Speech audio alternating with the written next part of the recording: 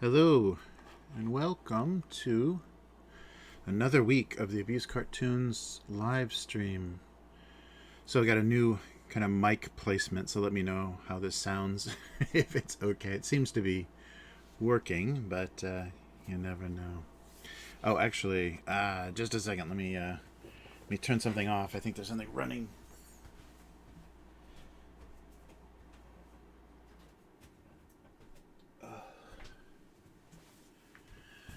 Hopefully that'll help the background there. Sorry about that. A little bit quieter.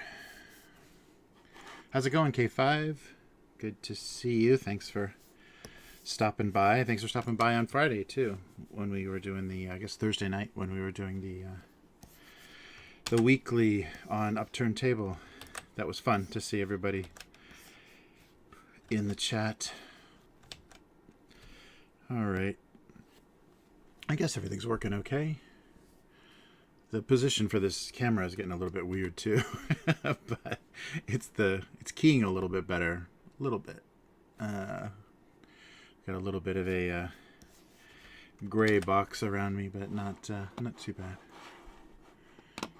Yeah, brighter than usual. Will that help?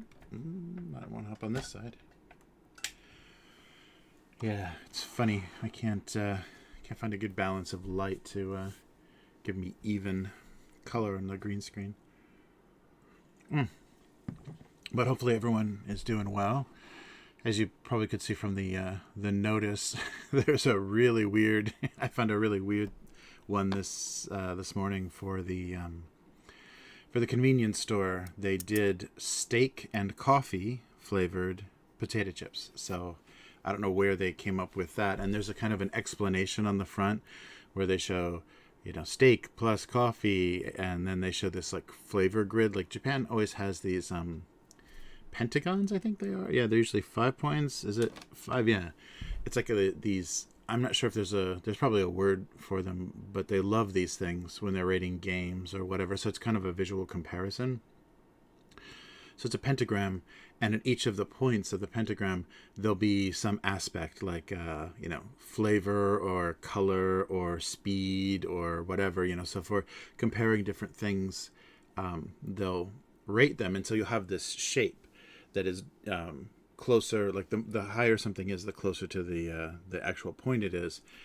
And so you'll have these like strange shapes based on these 5 factors. And Japan loves that. That's their favorite thing to do.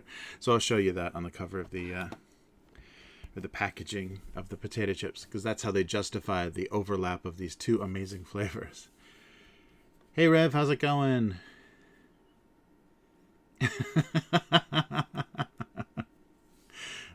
Nice. Oh, right. Joe Biden is older than George Bush. Joe Biden is just old. It's crazy. Yeah, I really wonder what's going to happen with his, like how he's going to step down or, just acknowledge that this is not going well. Because it's starting to become embarrassing, all the footage they're getting of the international, meetings or whatever. I think, or was it like I can't remember, the G7 or whatever, and he's not hearing people and he's correcting people out loud, and everyone's just like, okay. They're dealing with him like one of those much older relatives. It's like, sure, yeah, that's great. So yeah, that's bizarre. But I hope everyone is doing well. I don't know what we're getting. It's supposed to be typhoon season now. We should be in the midst of that, but there haven't been any storms. We only had storms earlier in the summer. So maybe it'll get pushed later, just like everything else has. But yeah, we're getting up to, I forget, I think they said in the Japanese news, they said 50%. 50% of Japan has had 2 vaccinations. So they're finally kind of getting up to speed. Yeah, Japan is always slow to react, but they're quick to kind of execute. So yeah, almost everybody I know, either they or their spouse, like this weekend, was dealing with some vaccine related side effects. And I'm sure we'll be dealing with those our whole lives. Yeah.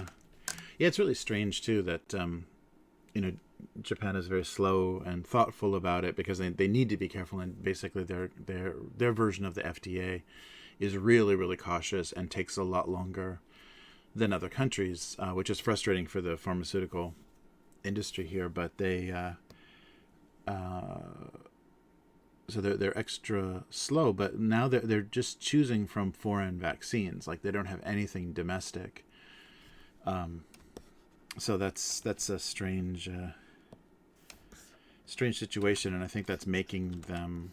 They became aware, like last year, very quickly. Well, we don't have any factories that produce vaccines, so maybe we should get on that, because we can't rely on Korea and India, to produce for the whole world.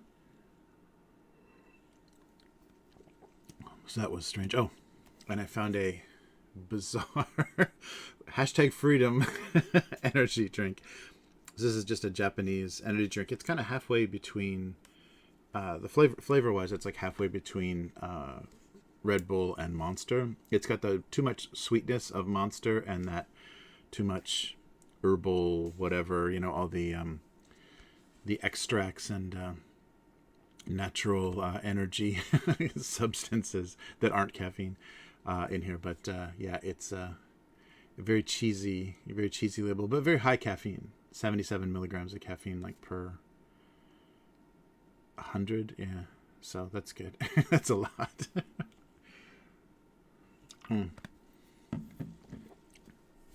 So yeah, it's not particularly good, but it's not as bad. The fake sugar and stuff, it's not as bad as some of the other ones.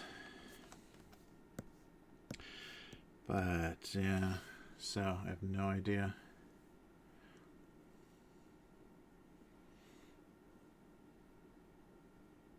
Yeah.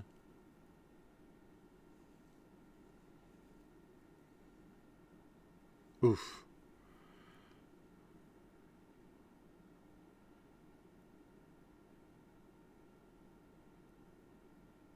Oh yeah, that's an interesting point, Rev. Yeah. Yeah, no, there aren't going to be any memorials for anybody that's suffered through this pandemic, that's for sure. Okay, so what am I not doing right here? Yeah, it's really it's strange to be 20 years out of or 20 years away from 9/11, and to think about, like, what would have happened if that happened now, if that scale of a attack happened now, the different reaction. I mean, depending on what position those in control of the news wanted to get across, because I think there obviously was a lot of spin and control of even the original story. But I think we talked about before, the thing that happened that was a little scary. Like, I've never felt that before, because I'd never lived through a well supported foreign conflict. I was born at the tail end of Vietnam, and so never felt that kind of ticker tape parade kind of rah rah America stuff. But after 9/11, the flags just came out, and it was and people were really hardcore. And then you hear oh my god, you heard about a lot of the attacks and violence against people that even looked Middle Eastern. So, like, Indian Sikhs and people that had anything on their head were attacked as Muslim terrorists. So that was really disturbing. I had never lived through a time or felt that before, and I was in Los Angeles too. So very liberal Los Angeles, and it went crazy patriotic. Yeah, so that was a really weird time. So I'm really curious what the narrative would be, or what the two sides would be. Who would take advantage? Oh, there we go. Who would take advantage now? It seems very... Oh, it's locked.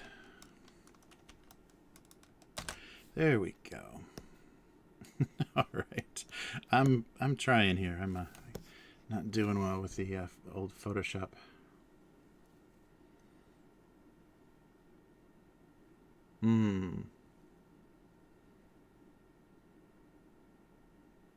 Yeah, yeah. Interesting. Yeah, it was a being away from the U.S. though. It wasn't bombarded with as much memorial broadcast stuff. Actually, like last month was much more heavy. The Hiroshima and Nagasaki bombings. Those memorials happened in August, so that was that was of course a much heavier presence on Japanese television. But yeah, it's just really weird to feel that being 20 years ago. And some people, like, always, there are people that weren't even born then that are on Twitter. And that disturbs me. But the people saying things, I guess this was a slightly older person, but people saying things like, that used to be my idea of the worst thing that could possibly happen, the worst day that there could possibly be, was 9/11. But now there's been much worse. It's like, what? Okay, sure, that's fine. So yeah, people are so up their own asses on social media that they have the day when my Instagram account was hacked, that was the worst day. People people don't see things in connectedness and larger group. It's teams, and mostly just the individual. Yeah, it's really funny. Yeah, I watched Solaris, the Tarkovsky, the was it 60s? I think 1960s. Oh no, 70. I think it's like maybe early 70s, like 71. I have to double check, but yeah, the Russian filmmaker. So this was made like under like Soviet Russia, the censorship and kind of limitations of Soviet cinema. And Tarkovsky is just an amazing... I mean, he had to fight really hard to make the films that he wanted to make, and they're amazing. It's really... I mean, some scenes in his movies and some overall films are just perfect films. It's really amazing. Like he really was able to tap into something. Like he figured out the medium very quickly, very early, and then just started doing amazing things. Made several films, but really did not have... I think he and several of the cast and crew from Stalker, because they were filming in this kind of industrial wasteland to get some really amazing shots of like weird paper processing plants and things. But I think they were exposed to some toxic substances, some chemicals or something that shortened everyone's life. So one of his favorite actors died of cancer. I think he died of cancer. Like everyone had their life shortened. So we don't have his full out... Oh, come on. We don't have his full output, basically, because of that. But anyhow, so Solaris, if you've seen the Soderbergh remake, which is a little sweeter and like more romantic, this is a little more... I don't know. It's a little more personal. I think like there's a lot of imagery and stuff in it that's his unique kind of hang-ups and fascinations. But it's basically the story of a space station. So we discover some planet that has that's all water. The whole surface of the planet is water, and it has some sort of intelligence. Like we detect something, and so we're trying to communicate. So it's kind of like a first contact story. It's based on a book. I think it's a Polish writer, Stanislaw Lem, I think is Polish. He's Eastern European, like Soviet bloc writer at the time, and wrote a lot of science fiction, and especially about like kind of first contact and aliens. And so it's kind of that story of finding something that we think has some intelligence and we're trying to communicate with, and they end up as an experiment to try to get some reaction, bombarding the planet with radiation. And the response from the planet is to do something very bizarre, and it ends up being it's very interesting and surreal, and you're introduced to it as kind of a mystery. So there's a psychologist that's asked to travel to the space station as kind of a last attempt before they scrap the whole thing, to the whole project, to convince the remaining crew that they need to return, that the mission is over and they need to return. And so he goes there, and the mystery starts to unfold about, I won't spoil any major stuff, this is just kind of something that you find out pretty quick. The planet itself is doing something, and it's creating what they end up calling guests. So when you sleep, the planet is kind of whatever brainwaves or whatever you're producing in your sleep, it brings to reality whatever you're dreaming about.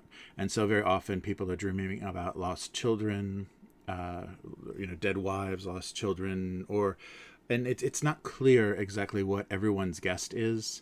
The scientist the psychologist that traveled there was closest to ended up committing suicide, and his guest, the thing that was kind of made real from his dreams, was his daughter. And so he finds her kind of running around on the ship when he arrives, and that thing starts him, what's going on, and how is this thing even working? How is this even possible? And so then the doctor, after meeting the survivors, and they're trying to hide who their guest is and what the situation is with them.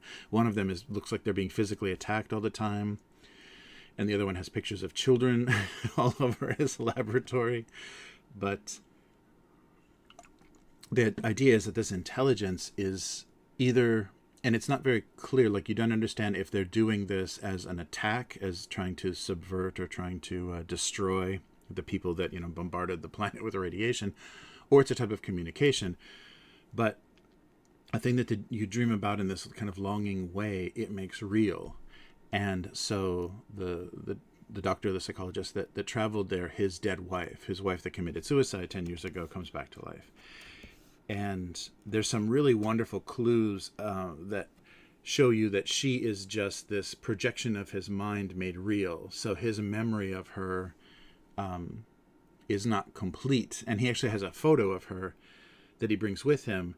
And the manifestation of his dream, the woman, the wife, was wearing exactly what she's wearing in the photo. And the most interesting thing is as soon as she appears, she is looking at the photo, and she says, "Who's this in the photo?" And then she sees the mirror and says, "Oh, this is me." And then she asks where her shoes are, because in the photo she doesn't have shoes, and in memory she didn't have shoes, so she appears with no shoes, and so she doesn't know why would she be here. But she has the memories that he has of his wife, like what she would know, the experiences that they shared, but it's very incomplete. And at one point he wants to undress her, and she's trying to unfasten the back of her dress, and she says, "I can't do it. Can you help me?" And he looks at the back of her dress, and it has like a lace. It has like eyelets and a lace through it that you need to undo. But it doesn't make any sense. It doesn't open the dress. It's just eyelets in a solid piece of fabric, and it doesn't do anything. So his image, like he probably never helped her take off that dress. He never saw that dress. He doesn't know the reality of like how that dress even works. So in his memory, it doesn't work. Like it's incomplete. He knows what it looks like cosmetically, but he doesn't know how it actually works. So he ends up having to cut her dress off. And so it's a very interesting idea of always the writer, writer likes to talk about how we may not be capable of having contact with another intelligence because we are so selfish and so focused inward. And so this idea may just be a comment that if an alien intelligence encounters us, they're going to realize the only thing we want to do is see ourselves, just see things that we want. Just we want a mirror. We don't want anything else. We don't want to be confronted with something different or something we need to understand. We want a mirror. And so that makes you question the intentions of the aliens. Are they just trying to make us happy? Or are they trying to trick us or lure us into some sort of captivity or whatever? But it's really good. Hey, Sedona. How's it going? But I love that film. The Soderbergh one is pretty good. It's George Clooney and that Irish actress. I can't think of her name.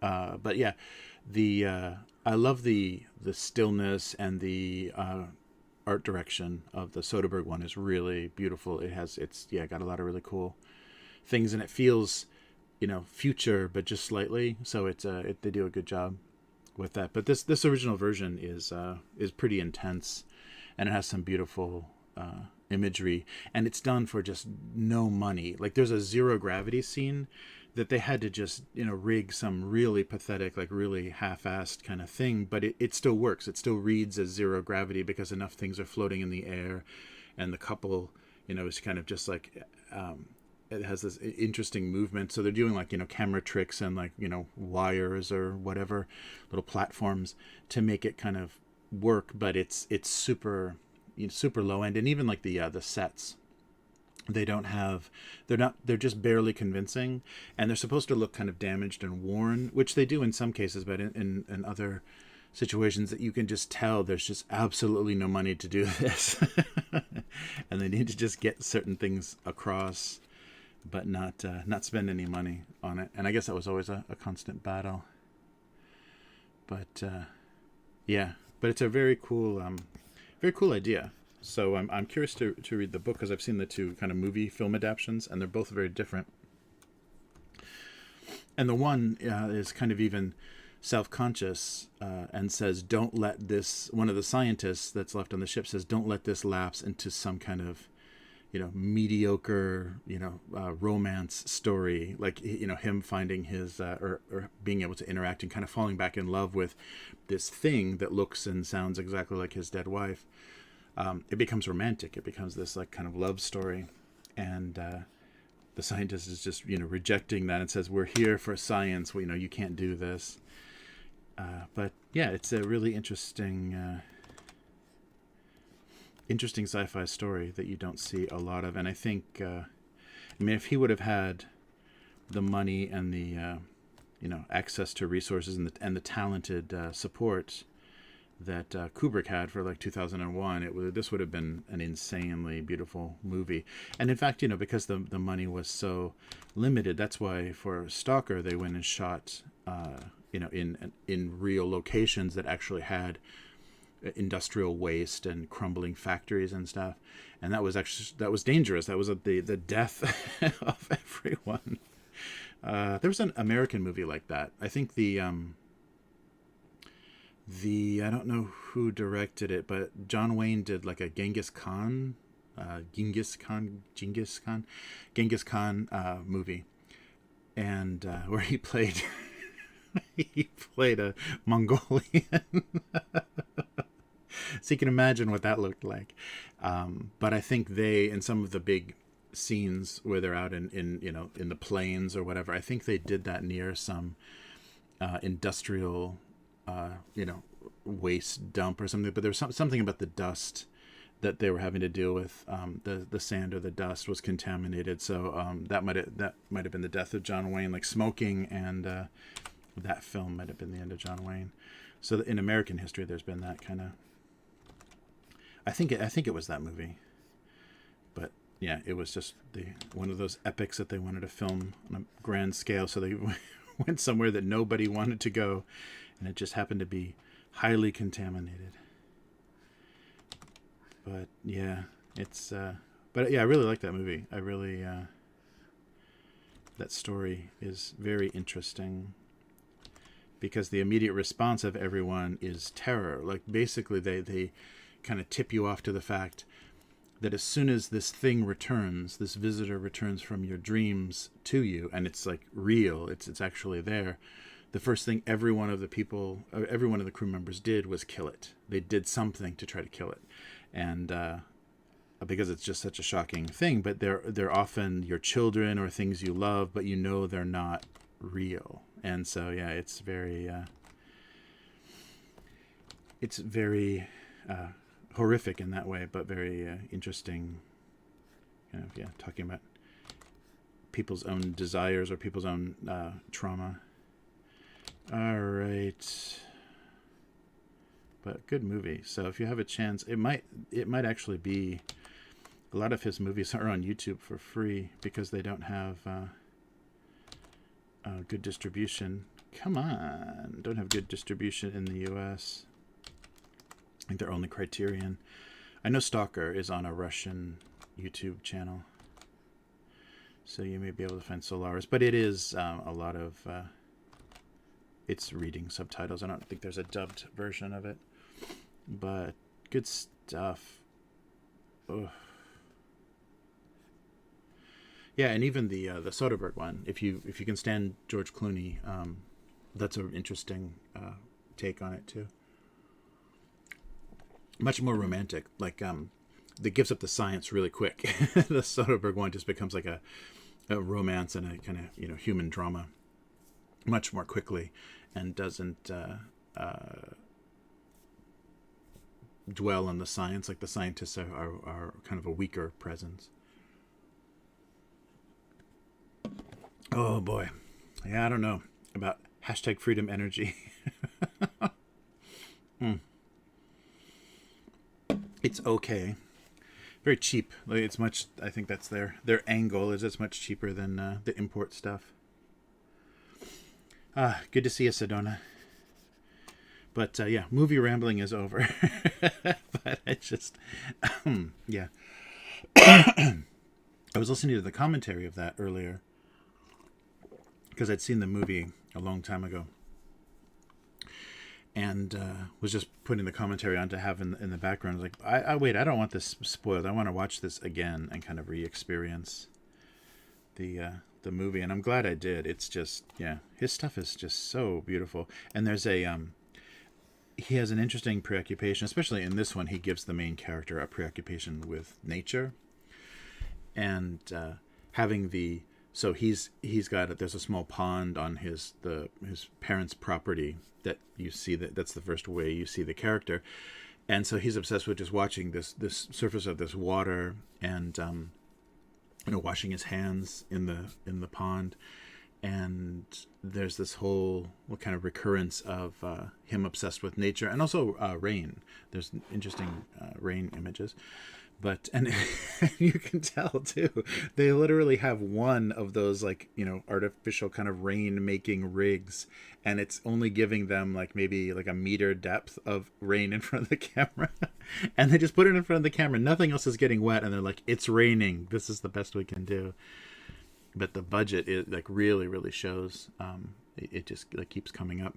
But the images are well, still work. He still executes really well. But you can see they just had no money. So then the fact that this planet of water is this thing that is communicating with them makes it very interesting. Kind of contradiction, because it is natural for some other people. That is a beautiful natural occurrence, just not for people from Earth. But yeah, so I enjoyed rewatching that. I can't believe my retention. I saw so much stuff when I was young. There's always the art house theater in Chicago. So I saw a lot of stuff, and then rental places, you could rent on. There were some really cool indie kind of rental shops where you can get really obscure VHS rentals, and I saw so much stuff, and I remember this much of it. It's amazing. I know I know that. I know that story. I know I watched that movie, but watching it again, and it may be that trick of now I can see it in 4K or at least HD, and so it's a different movie. Like watching something on crappy VHS on a tiny little CRT TV or monitor, a tube television, is a very different experience from seeing a large screen, high def or ultra HD image. It's a different movie. Like you're seeing it closer to what it looked like in the movie theater without any of the noise, any of the film noise. So yeah, it's a very different thing. But maybe that's part of it. It like things kind of are familiar, like some plot, some dialogue or some plot is a little bit familiar, but it feels like watching a movie I've never seen before. But that's probably because of how it looks.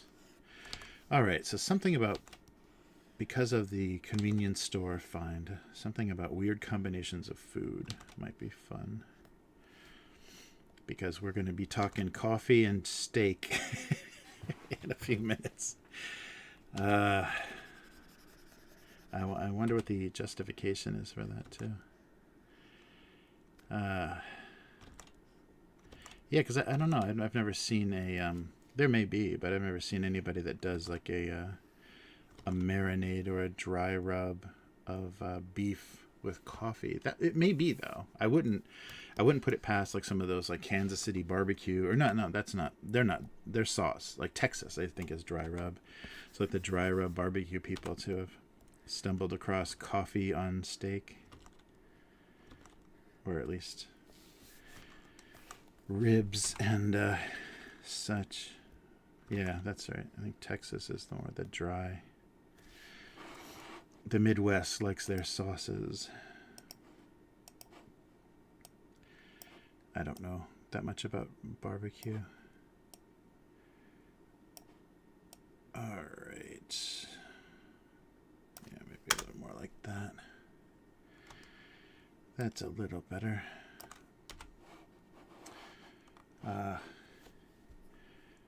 But yeah, sorry, I got kind of a late start today.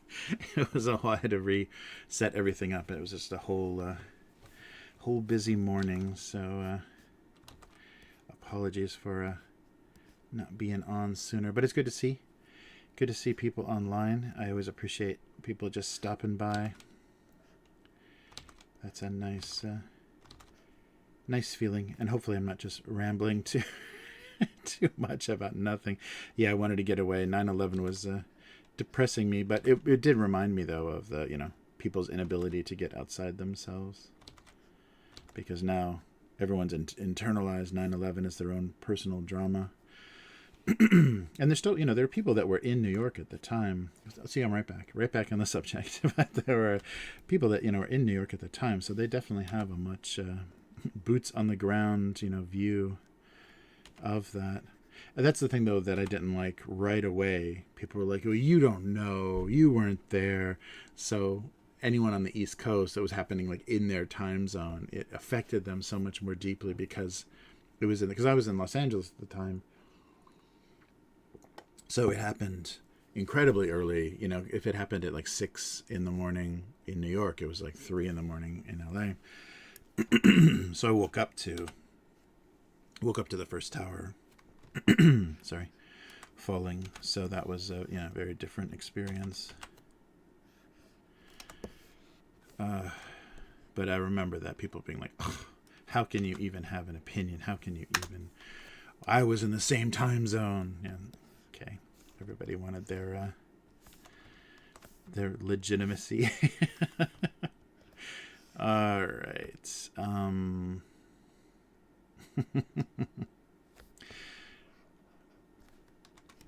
Yeah. But yeah, something like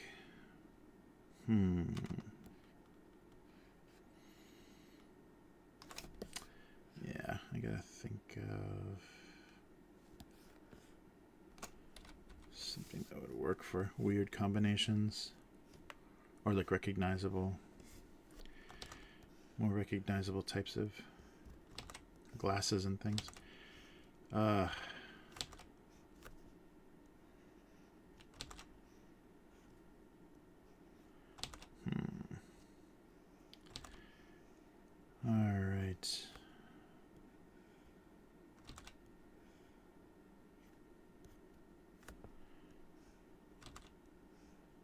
Whoa. Okay. Oh, that's pretty terrible. I'm pretty heavy-handed today. Like, the lines are pretty thick. I'm going to blame the tablet, though. It must be Windows' fault. A poor craftsman always blames their tools.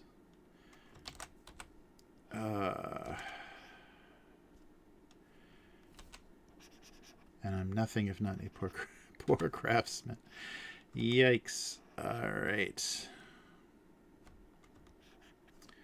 Oh, seriously? Same layer, huh? Yeah, that's right, because I moved that.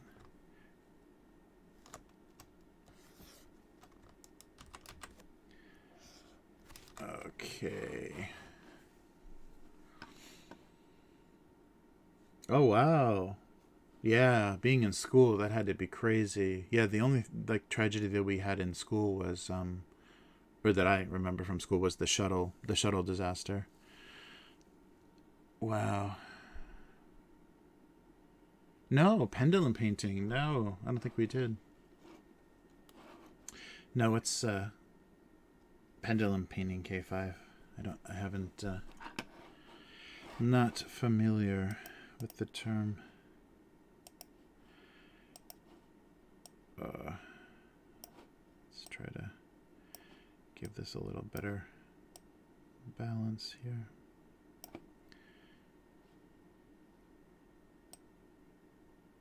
Maybe like that.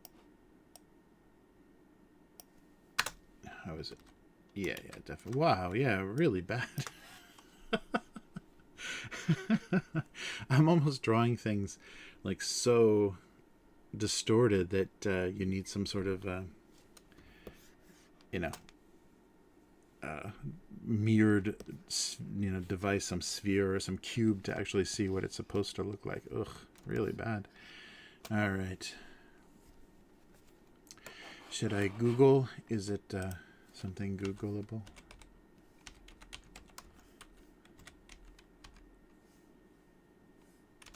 Come on, one-handed typing. Oh, nice. Oh, wow. Yeah, that's very cool.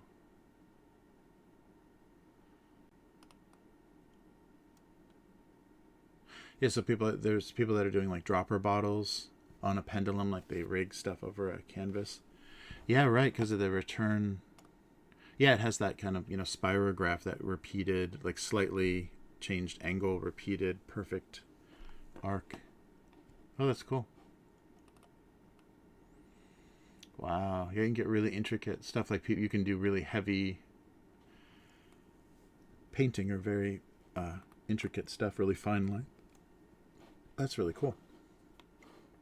Yeah, I hadn't seen that before.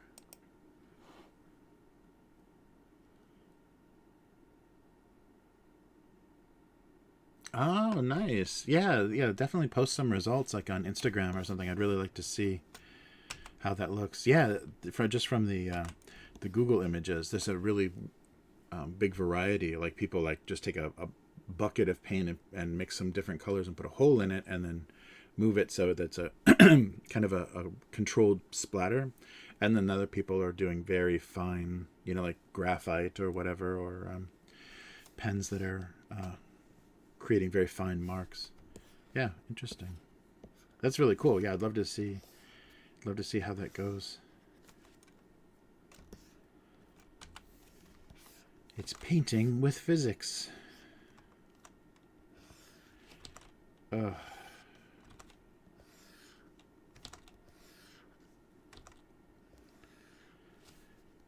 All right. Yeah, that's really cool. Yeah, I wish I had room to do bigger things like that. I don't even have a garage. That's brutal. I can't even like take my hobby, take some kind of dirty something that'd be difficult to do indoors and move it out to a garage because I don't have one. I have a parking space. Yikes. All right.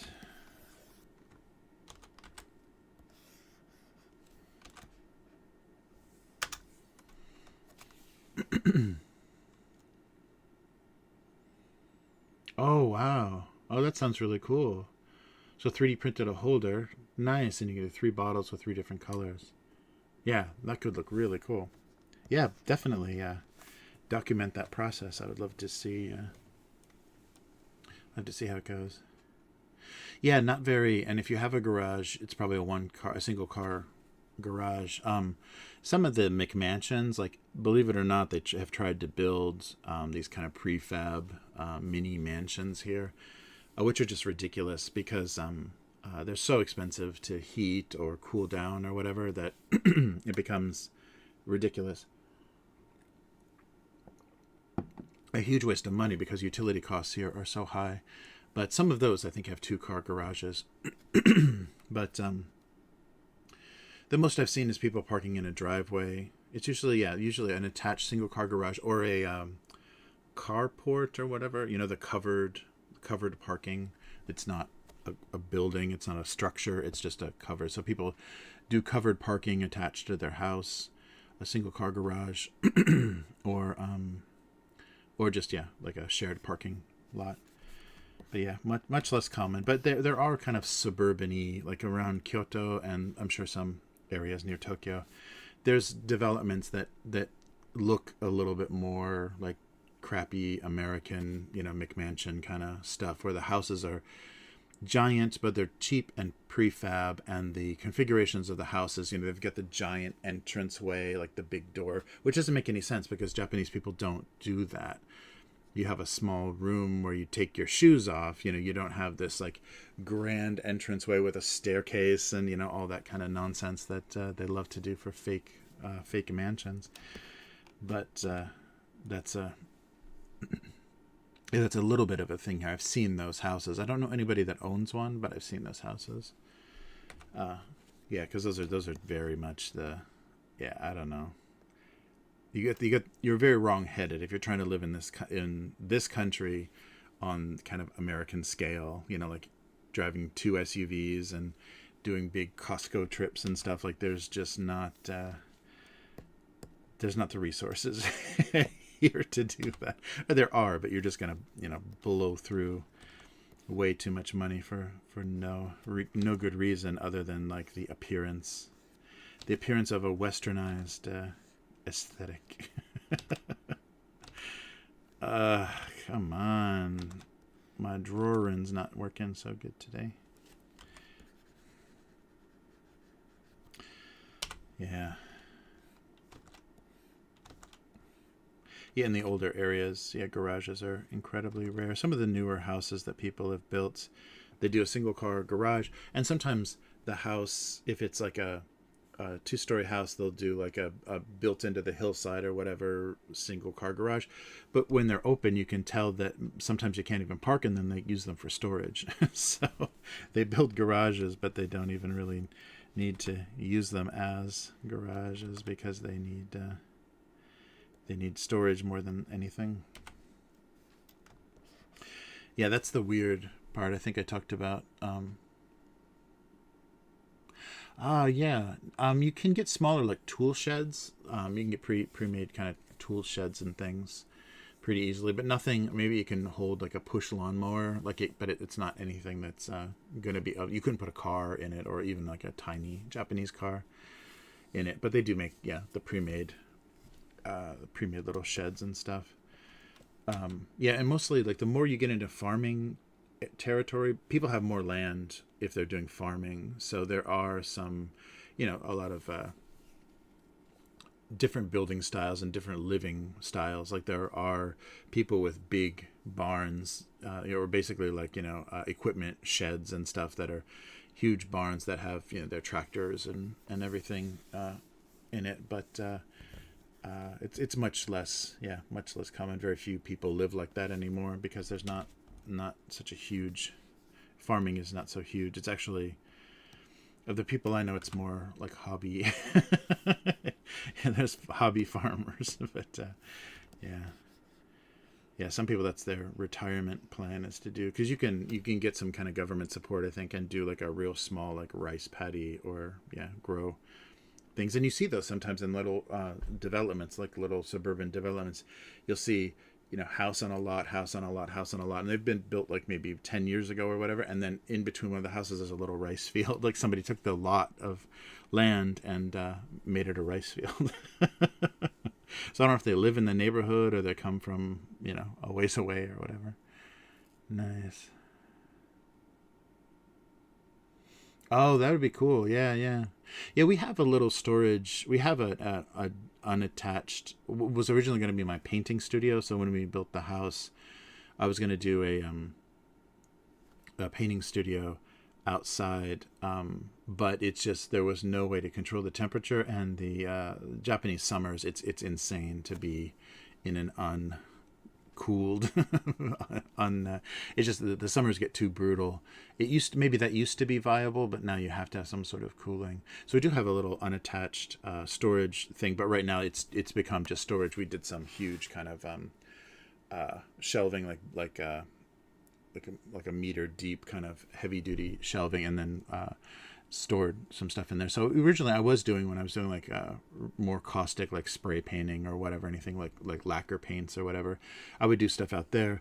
But because of the heat and the humidity problems, painting and things, the drying results and stuff were very mixed. So I had to seal that structure completely and then put some kind of air in there, some kind of cooling, or at least moisture, at least temperature and moisture regulation. So it was too brutal.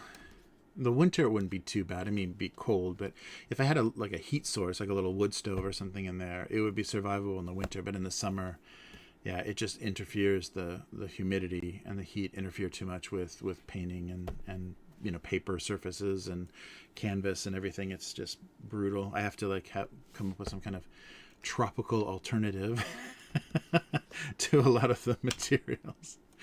Yeah, switch to only like fabric dyeing or whatever, something that the temperature actually helps. Yeah, so that was a failed. That was my my failed attempt.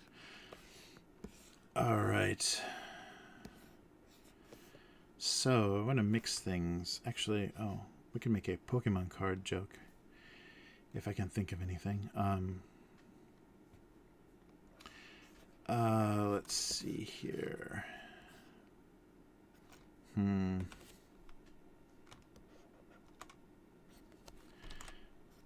Put some fold lines here. But yeah. Yeah, there were a couple of things. That was the difficulty, because I was still mostly in the US when we were building this house. And so my wife and then her family were kind of helping us keep everything under control and sending us, samples and information and stuff, either just through photos or physical things through the mail. And so I was a little bit disconnected. So we made some decisions that if I was actually here and looking, and okay, that's not going to work, or, oh, wow, this is what it's like temperature-wise every summer, that's not going to work. Yeah, so there are a couple of odd decisions I made based in ignorance that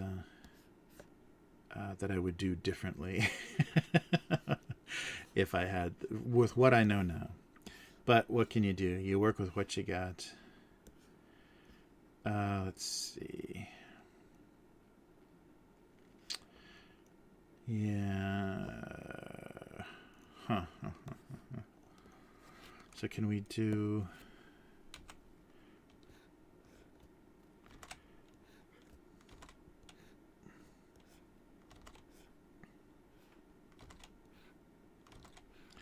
something like this.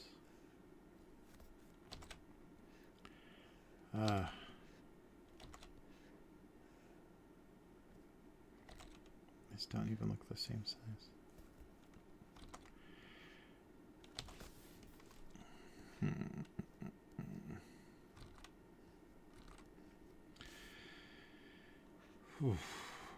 But yeah, what else is yeah, I've just decided I gotta start enjoying movies and stuff that I don't hate or am not frustrated or disgusted by. I don't need to watch any more superhero movies for a while. There's too much other good stuff that I haven't seen. Mm.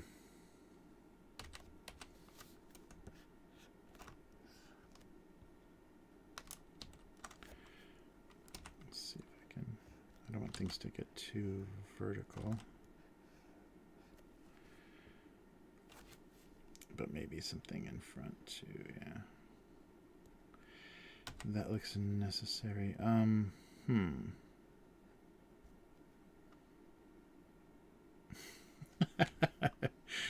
don't think this is gonna work.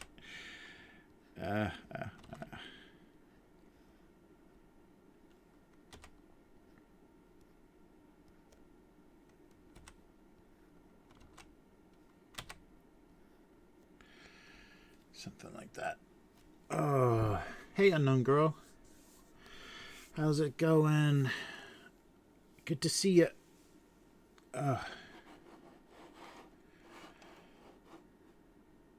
Pokemon Oreos. Nice. Oh, man. Yeah, Pokemon Oreos. Yeah, they keep branding stuff with Pokemon. Oh, but that was really depressing. That was like heartbreaking news for my daughter. That was her favorite thing to do when she was a little kid and came to Japan. They're starting to close the Pokemon centers because of COVID and social distancing and stuff. They don't want to attract crowds, and there aren't the tourists that there used to be, so their sales are way down, and they always have them in kind of expensive retail areas and department stores and stuff. So they're closing a bunch of the Pokemon centers.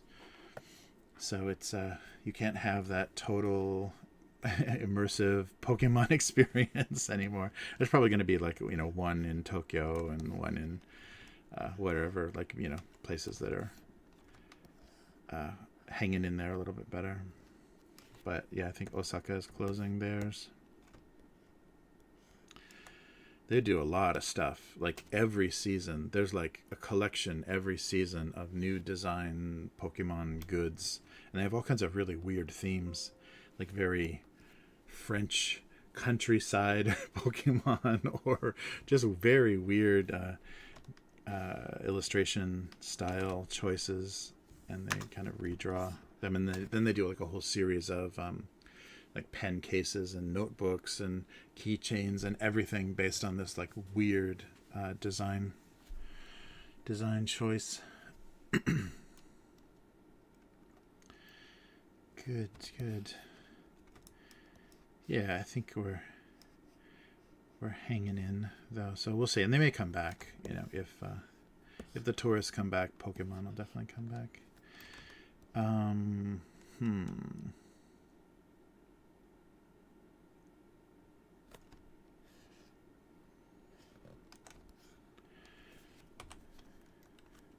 Let's try to do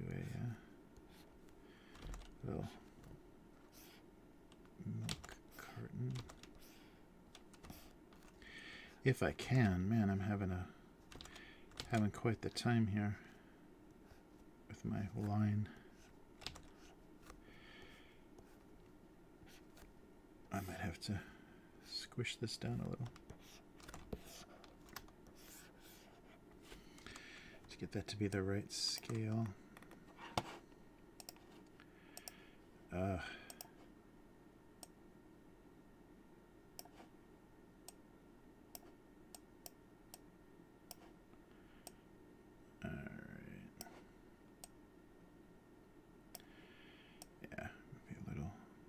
Taller and wider. It's much thicker though than everything else. Okay, sure, that might work. Strange.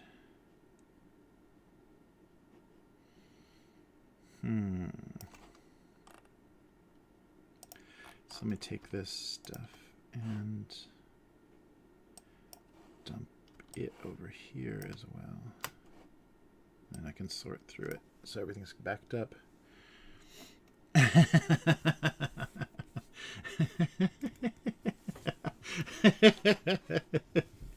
Yes, it's coffee and steak. Yes. Yeah, I'm really curious because if it's like black coffee, the bitterness of, black coffee, or like the taste of like coffee beans, and a kind of savory meat flavor. Oof.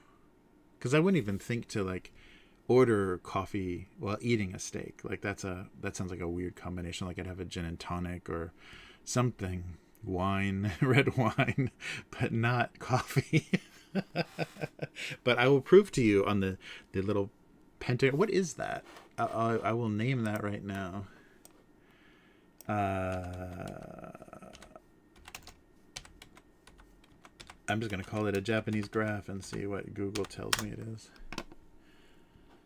Oh, it doesn't even know. Oh, wait. No. Damn. Pentagon. Yeah, I guess it's just a type of graph. It's just like a style of graphing. But Japan loves that style. You see that like in game magazines and like reviews of products and things. Yeah, Pentagon. Yeah, I don't know what radar graphs.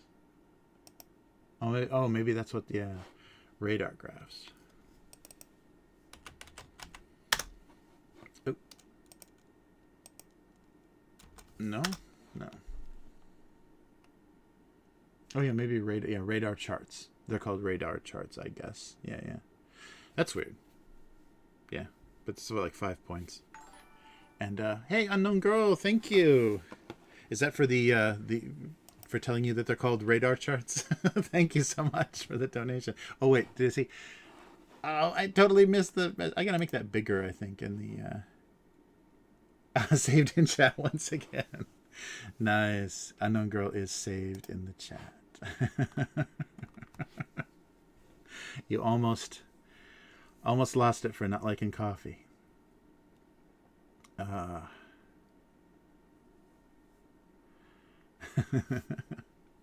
Nice. Well, thanks. Nice. Well, I'll forward that to the bandmaster, banning master K5. We gotta keep that hammer under control. Thank you so much for the donation. All right. Oh, that's right. Everything is selected still. That's why it's going so weird. Okay, so this and this, and that can go. That. No.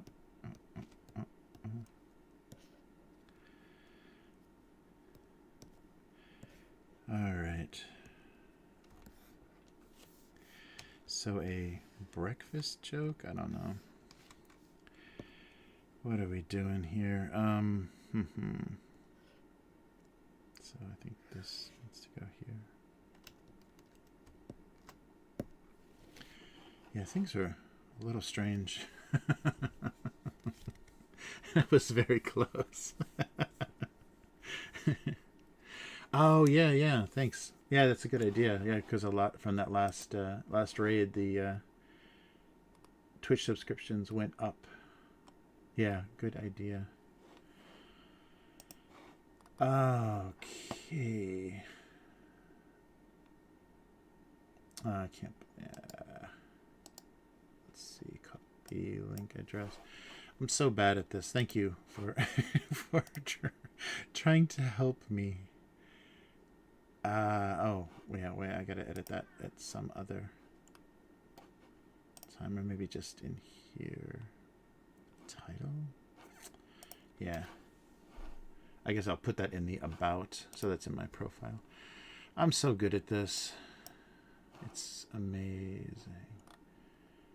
Yeah, there we go.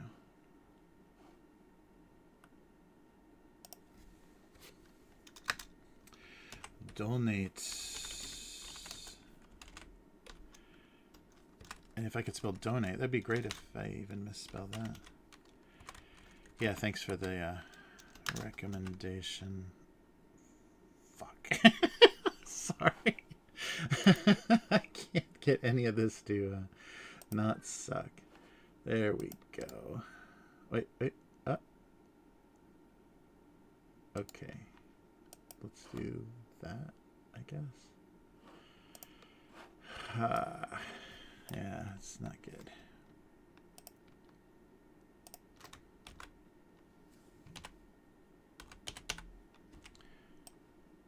Let's try this. Okay, let's try that. Thank you for the for pointing that out.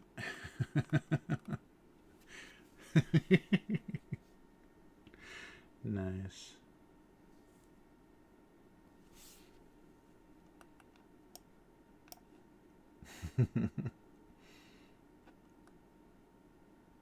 Oh, cool. Yeah, thank you for the recommendation. Yeah, I just need to get each, and it sucks. I think just because I'm doing too many things. Some like I've got some things on some platforms, you know, kind of the way they need to be, but there's too many projects. Like there's the, you know, the cartoon stuff, the story stuff, the comics stuff. Like everything needs its own presence, like social media presence and stuff, and I just don't have enough of it worked out. All right, so let's try. Oh, okay, I switched the order on those, didn't I?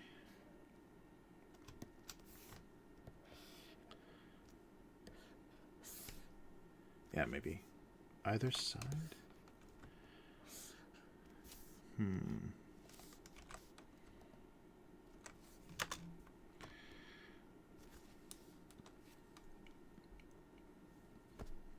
Yeah, I don't think that's gonna read as breakfast, is it? I guess I need a spoon or something.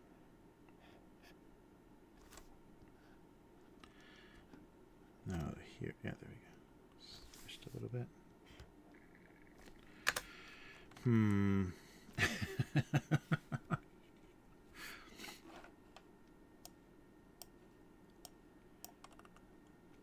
Nice.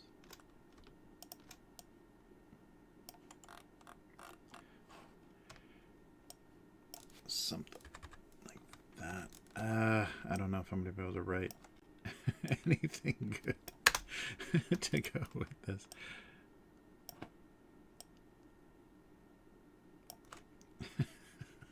I have no idea. Something about edible. I don't know what's wrong with my. Yeah, I played a Rana game online over the weekend, and I couldn't believe I would just hit these like. And I guess maybe I should drink or something while playing to kind of help relax my brain so I can recall words better. But I had like no vocabulary. I kept stumbling and trying to think of words for things. So the kind of storytelling and improvisation was very weak because I kept being, you know, the thing. It's the, you know, it's called the. It's like a that doesn't make for a compelling storyline. Yeah, I don't know what that is. I guess just old. But we'll see. Yeah, probably have been killing brain cells by not breathing well when I'm sleeping or something for years.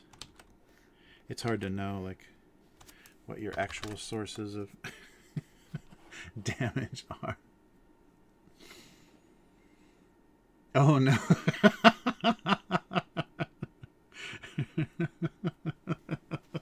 He's eating Pokemon cards on stream. Nice. Pokemon card cereal.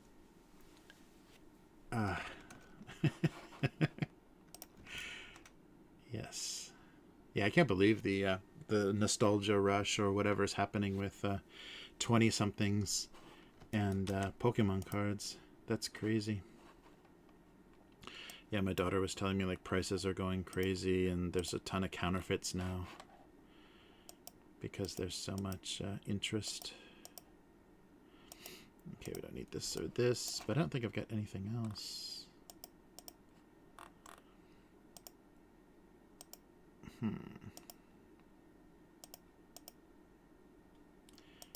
just weird boxes and stuff.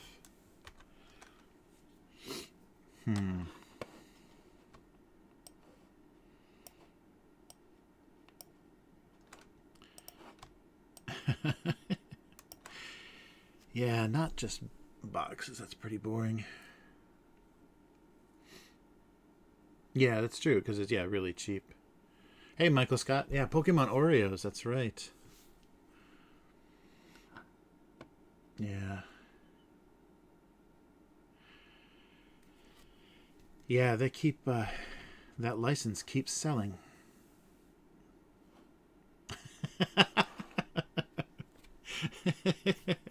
Making a call to that Pokemon. Alright.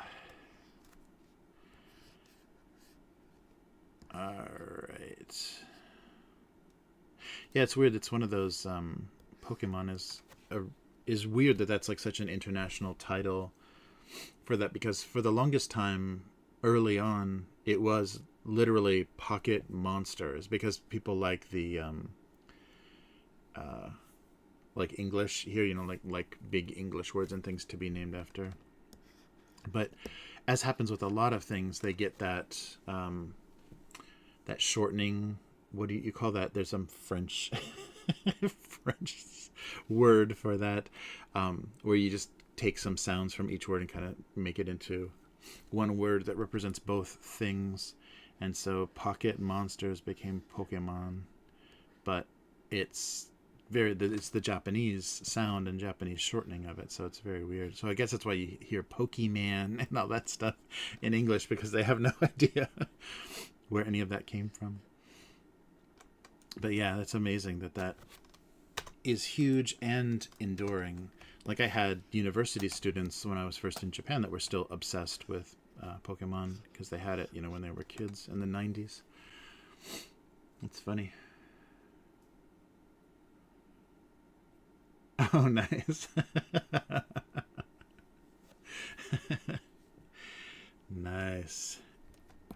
Edible Pokemon cards. Yeah, so maybe just the confusion between collectible and edible or something. Might make that joke work. All right. Let's see. Yeah, this box, I like that drawing, but I don't think it does anything.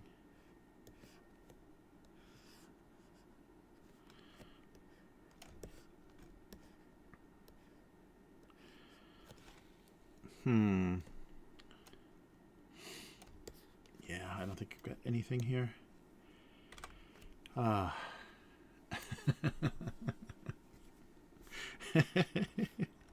Eat on stream. Nice. And I love everybody that has stories, like Pokemon card stories from the 90s, always talks about how, or I've heard it a few times, like some friend of theirs bought some Japanese language cards, or got some cheap Japanese language cards and scammed their friends, saying, oh no, the Japanese ones are worth a lot more, so I'll trade you my Japanese ones for your English ones. And of course, yeah, maybe in Japan, but it's probably, if they're just Japanese comments, they're not worth anything, and they're completely valueless in the US. But many people talked about their memory of Pokemon cards was getting scammed by their friends that had access to Japanese cards, and said, now these are the ones that are really valuable, even though you can't play with them anymore because you can't read them.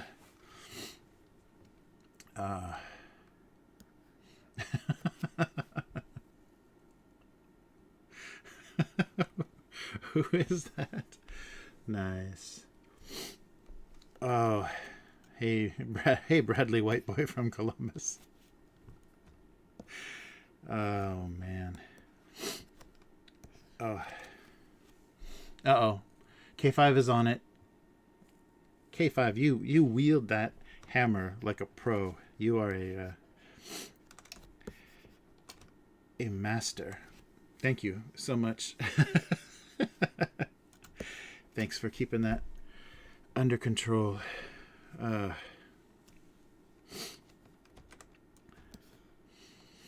Yeah, and unknown girl, don't tell that guy that he just needs to donate $5 to not get banned.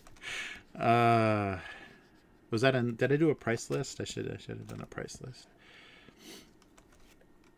Oh man. Okay, so yeah, I don't know what any of these boxes are, so let's see if I can do something else. Nice.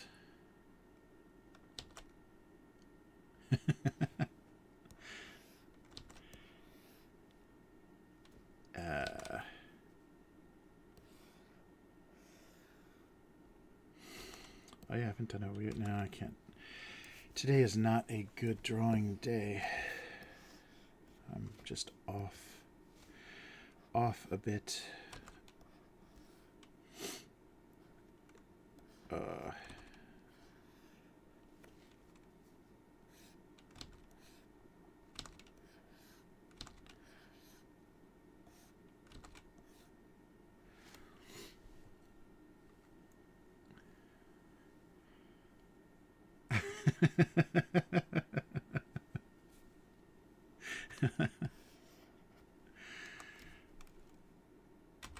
Nice.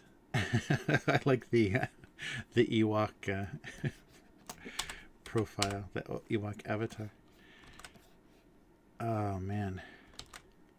Well, thank you for stopping by, Bradley. Yeah, this is not going well drawing wise today. Yeah, I don't think. Or I guess maybe we can just be completely literal and do a steak and coffee as a kind of a memorial to to this convenience store segment.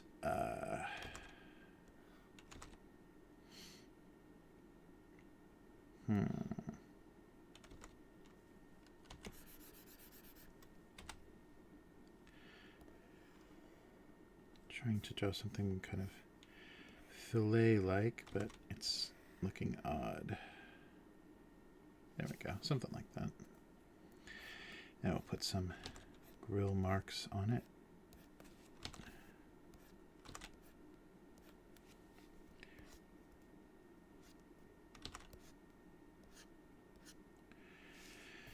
All right.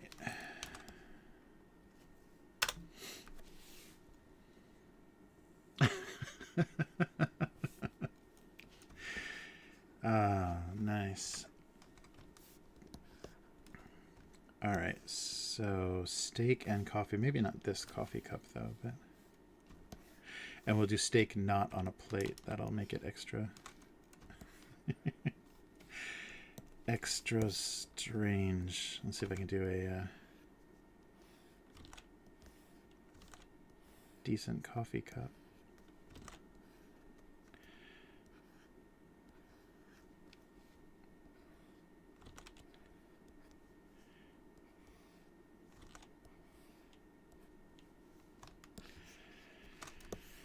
All right.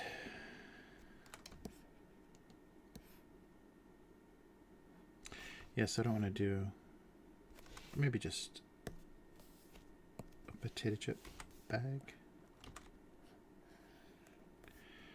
Something like that.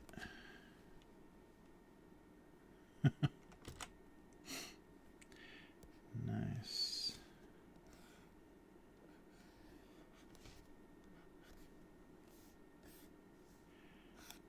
Oh. Yeah, there we go. Okay, I think that'll work. It might not make a lot of sense, but at least it'll be a memorial to this strange taste that we're going to experience together. I am really surprised how popular coffee is here. That's very odd. That I guess they always had like tea shops and coffee shops. Like that was a long-standing place to socialize. So young guys, like, 20 and over guys, meet in bars. Like, they drink after work in tiny bars that have, like little snacks or little, like, kind of izakaya type dishes, like little small different dishes and things. And young women socialize in what they call kisaten, or the kind of just coffee shops, but they have like cakes and little sandwiches and things. So like they're kind of like tea houses. But yeah, there's very gendered spaces in Japan. It's very different. And I even noticed that, I don't know, I never taught in an American school, but I don't remember things being so segregated. Like, literally, if you have some activity, or if you did something in a classroom with the whole class, and you just let people sit wherever they want and kind of choose their own spaces, one side of the room is girls, one side of the room is boys, and there's no interaction or anything. And this is like junior high school, so this is already, well past the, pulling the pigtails for attention kind of phases. So I was, always surprised by that. And it's almost like the attitude, it's a little big. The attitude felt like, we're not going to deal with dating and boys and anything until we have to, because we know if we want kids, we have to deal with that. But otherwise, we'll save ourselves. So a lot of young women here, all through their 20s, they don't even really date. They, kind of make some empty gesture. Maybe not even now. It's way too, troublesome to do that. So they don't even make any empty gestures to do that kind of thing here anymore. It's very odd. But you basically have this, in Asia, that ticking clock. So 29. If you're not married by 3-0, you turn into a pumpkin, and it's a very weird, just kind of biding your time until that point. It's very, very strange mentality. Let's see. So the 20s are very free, and usually you only start dating when you're like slowing down and ready to get married. It's very odd. So you just don't have any experience at all. Come up with a good color for the backs of these. Too bright? No, maybe just bright enough. And how about a light blue for the...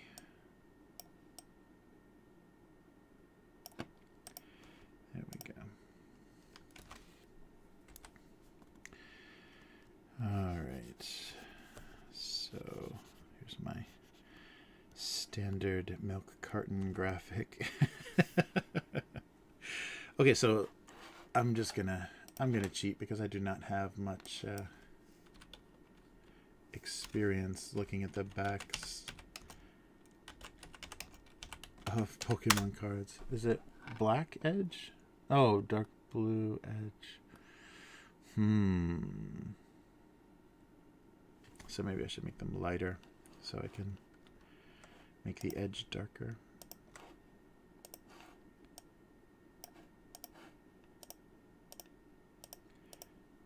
And then it might read better. But, oh, sorry, I'm way off.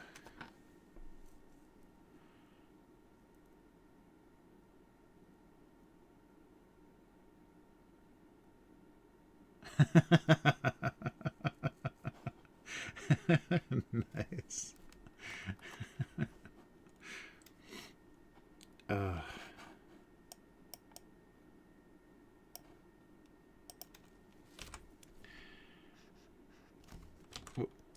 Go.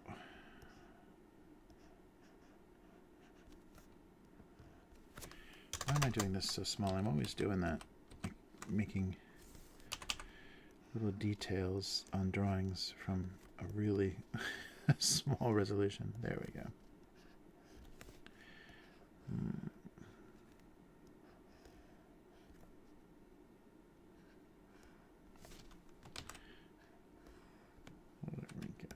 I'll read a little bit closer. Okay. Cool. Maybe some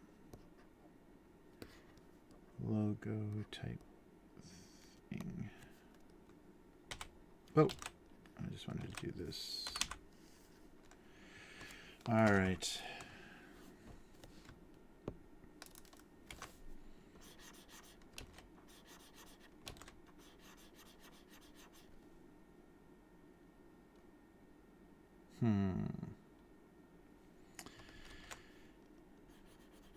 Just maybe not. Well, yeah, I should have something else visually. It looks very boring. So I'll try this. There we go.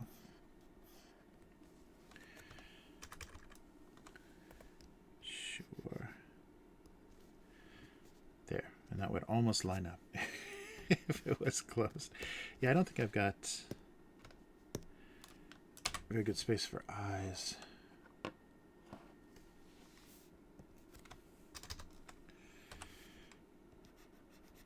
Yeah, we'll see. We'll see how this goes.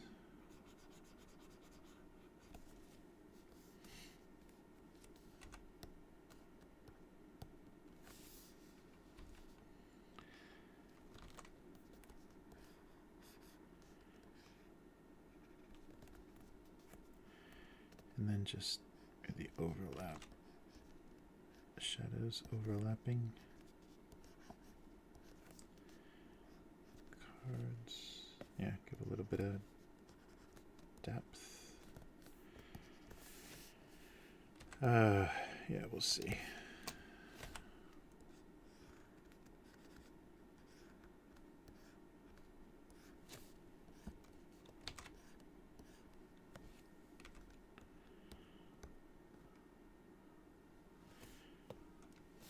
There we go.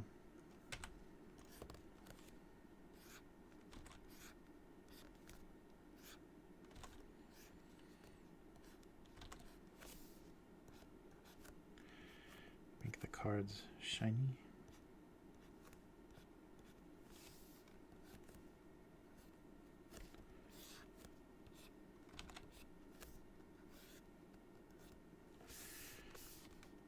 All right. Yeah, I think that works. And maybe some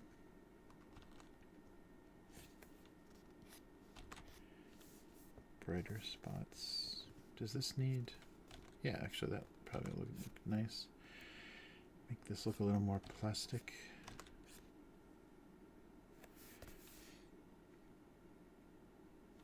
All right.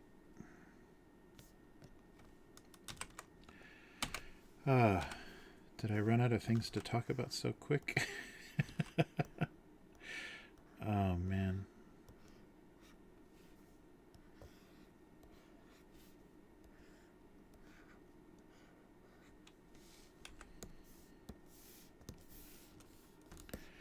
There we go. I just don't know what the gag is for this this cartoon. We'll have to find out. They're all anticipating. So here, maybe? Yeah, that looks funnier because it's like an overbite. Nice.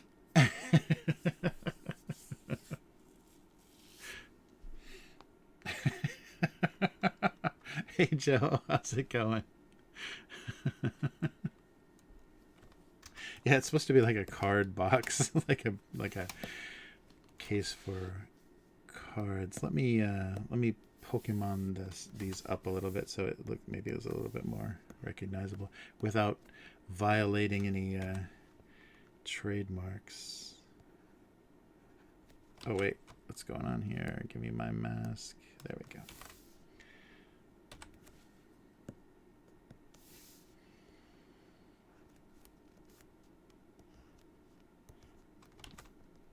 Yeah, not too many of these are going to show anything. All right.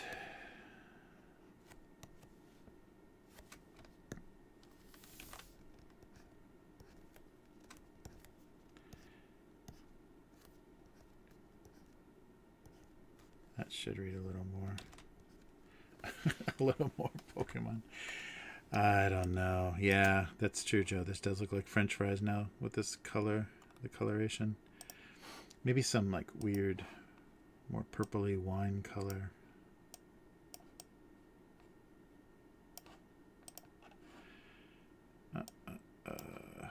Let's see. Oops.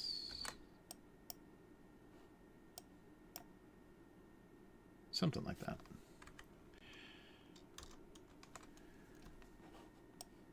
Yeah, French fries. French fries. It's a deck box. Yeah, maybe that should actually be Pokemon colors, though, too, shouldn't it? That would help, I think, with the gag. So let's reimagine this as... I don't want to do it blue.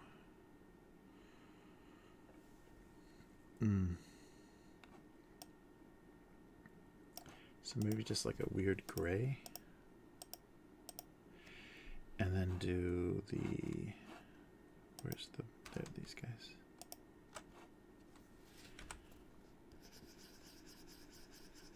Oh, wait. Do it on this layer. Do a weird...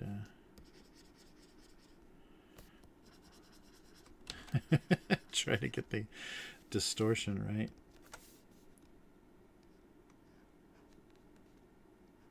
Oh, wait. Mask all this off.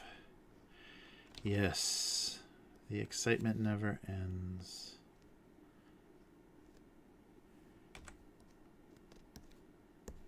There we go. And then maybe just bring these down a little bit. There we go. Maybe less French fries then.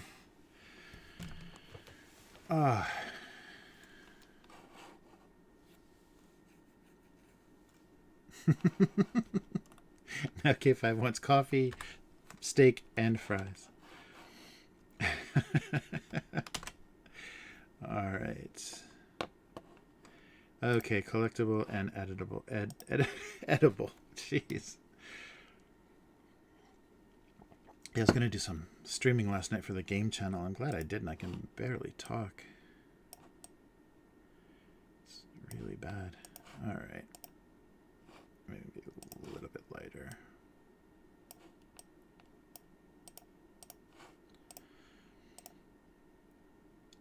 Well, what do you guys think about the Matrix sequel, Matrix 4? I read, so it's only one of the Wachowski sisters now. It's only one of them involved. Only Lana is working on this. And the reason that was stated in the in some interview, that the reason that they wanted to go back and tell this story is kind of processing the death of their parents, of her parents. So I don't know. I don't know if this is going to be a good movie or not. That's a hard... I don't know. But, yeah, I guess they talked about the idea. Said, okay, I don't feel that same way, about needing to process my grief with a movie. So you go ahead and tell that story because it's an interesting story, but I'm going to do something different. So that's what I read. And I don't know. It's just going to be sad. It's 20 years, so it's going to be less sad than Star Wars at like 40 years older, or 30 years older. But still, it's going to be sad to see Trinity all pulled back and John Wick instead of Neo. I don't know. I'm getting real weirded out by how they retread stuff, because I loved the first movie. I thought that was a real fun, goofy story. Like the adventure of it and the kind of weirdness of it was good, but I did not like any of the sequels. There was a few really nice special effects moments and stuff, but for the most part they were pretty bad. So I have no idea why we're going back there. And, you know, they're going to be probably retconning some stuff to make it actually work. Oh, wait. I've done... Wait, how do you... I'm trying to draw that, like, Pringles... That folded Pringles chip. I kind of like that, I guess.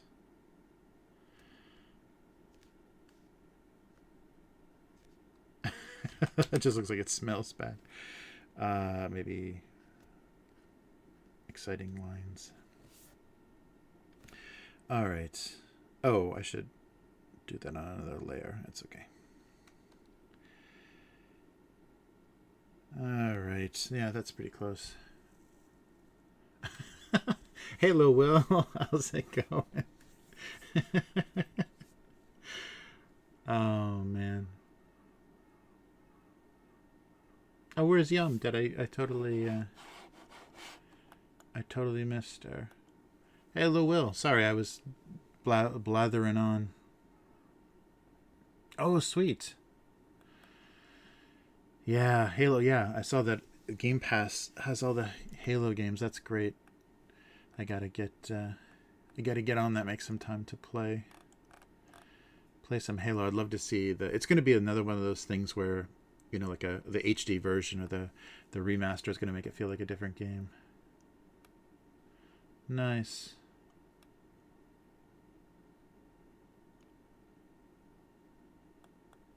All right.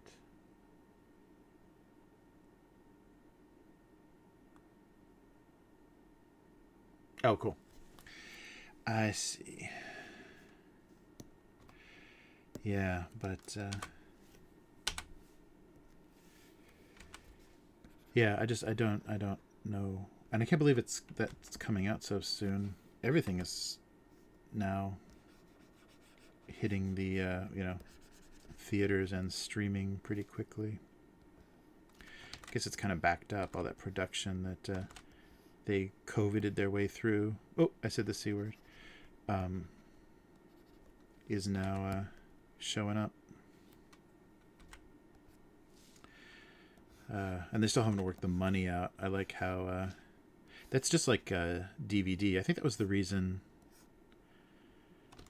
That was one of the big reasons that we lost David Duchovny on the X-Files. Is Fox wasn't prepared to share any of their DVD sales. Like, they didn't have DVD royalties built into the contracts, and they weren't going to negotiate that with a new contract. So he's like, okay, that's money that I'm... And I think he wanted back royalties for it as well. And so they said, yeah, we're not doing that. And he just left. That's amazing. Oh, nice.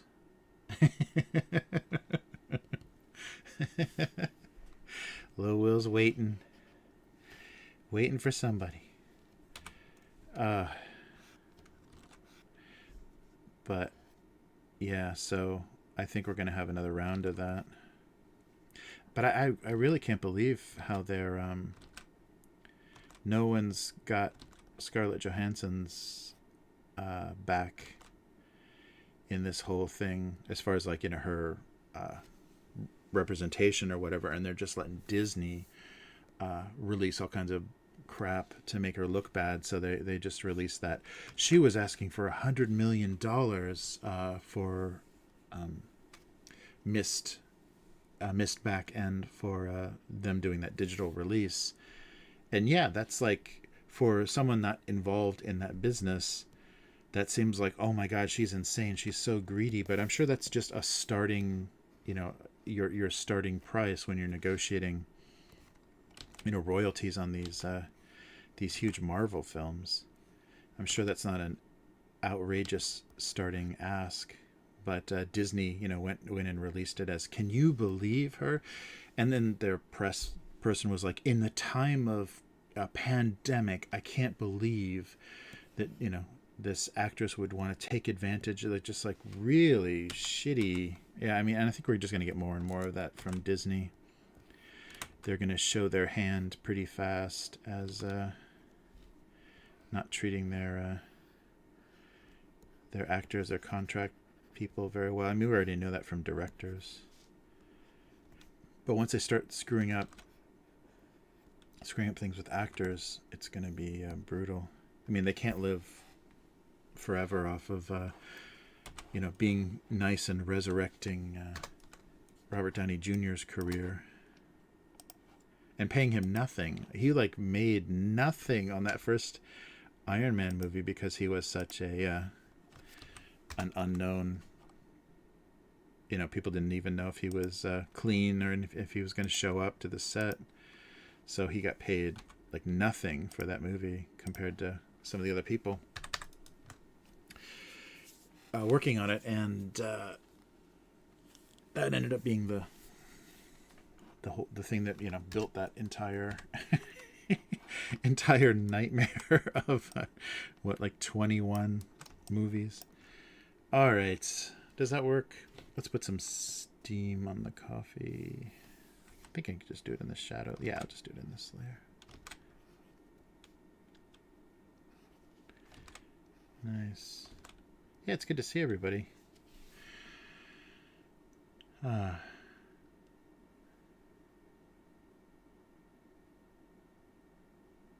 Yeah, I hope so. I mean, I hope... but I just can't believe, in the press, nobody is protecting her. That's a bad sign.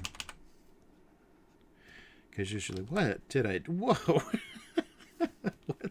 what was that? All right, let's calm down with this blending tool. Jeez. I just blended myself into oblivion. A smudge. What's going on here? I should just be smudging. Did something... Blur. I guess I'll do blur. Manual blur might be better. Yeah, but it's it's just a weird time, and I just the PR thing is what worries me the most. But Disney is they fought with the city of Anaheim. I can't believe how shitty Disney's PR is sometimes, where they were telling the city of Anaheim, which they basically overran with Disneyland, telling them to fuck off in the press. So that was really weird. Okay, I don't know why I can't do this, so I'm just going to do it this way. Something's going horribly wrong. Yeah, so... But maybe...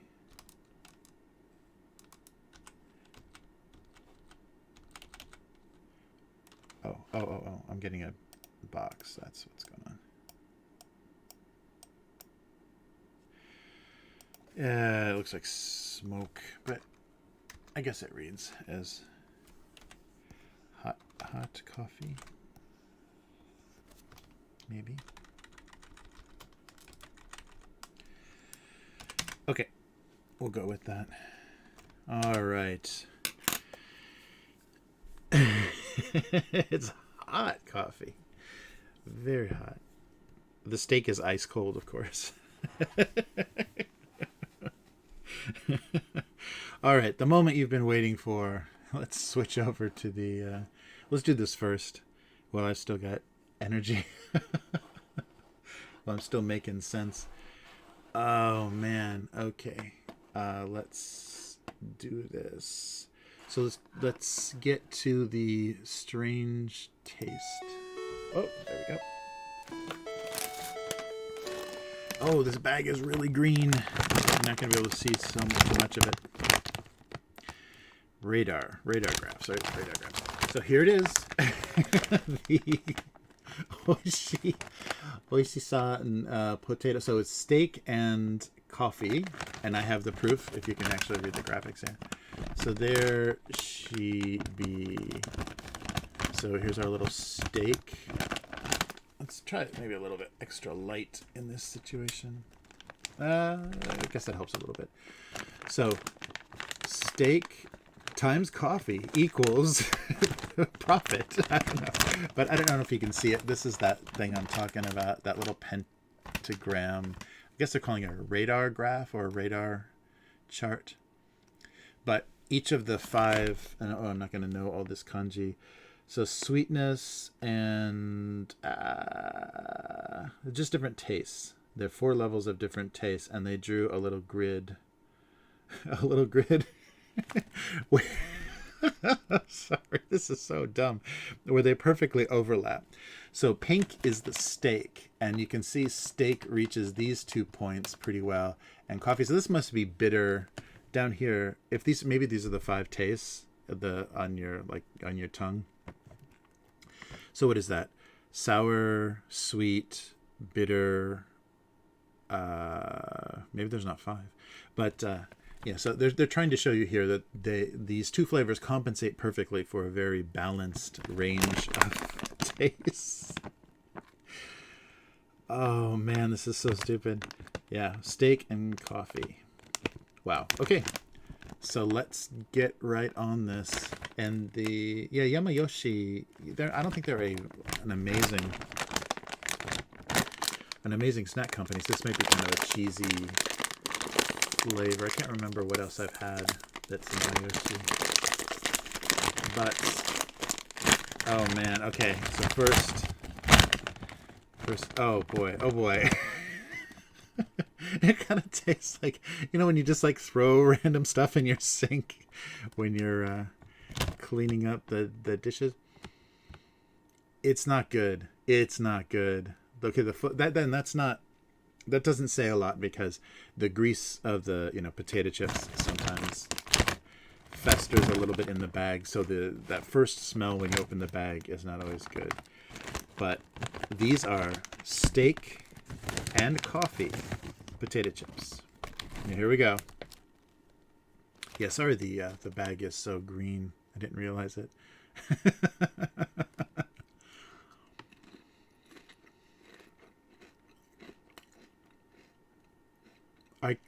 I don't know what's going on.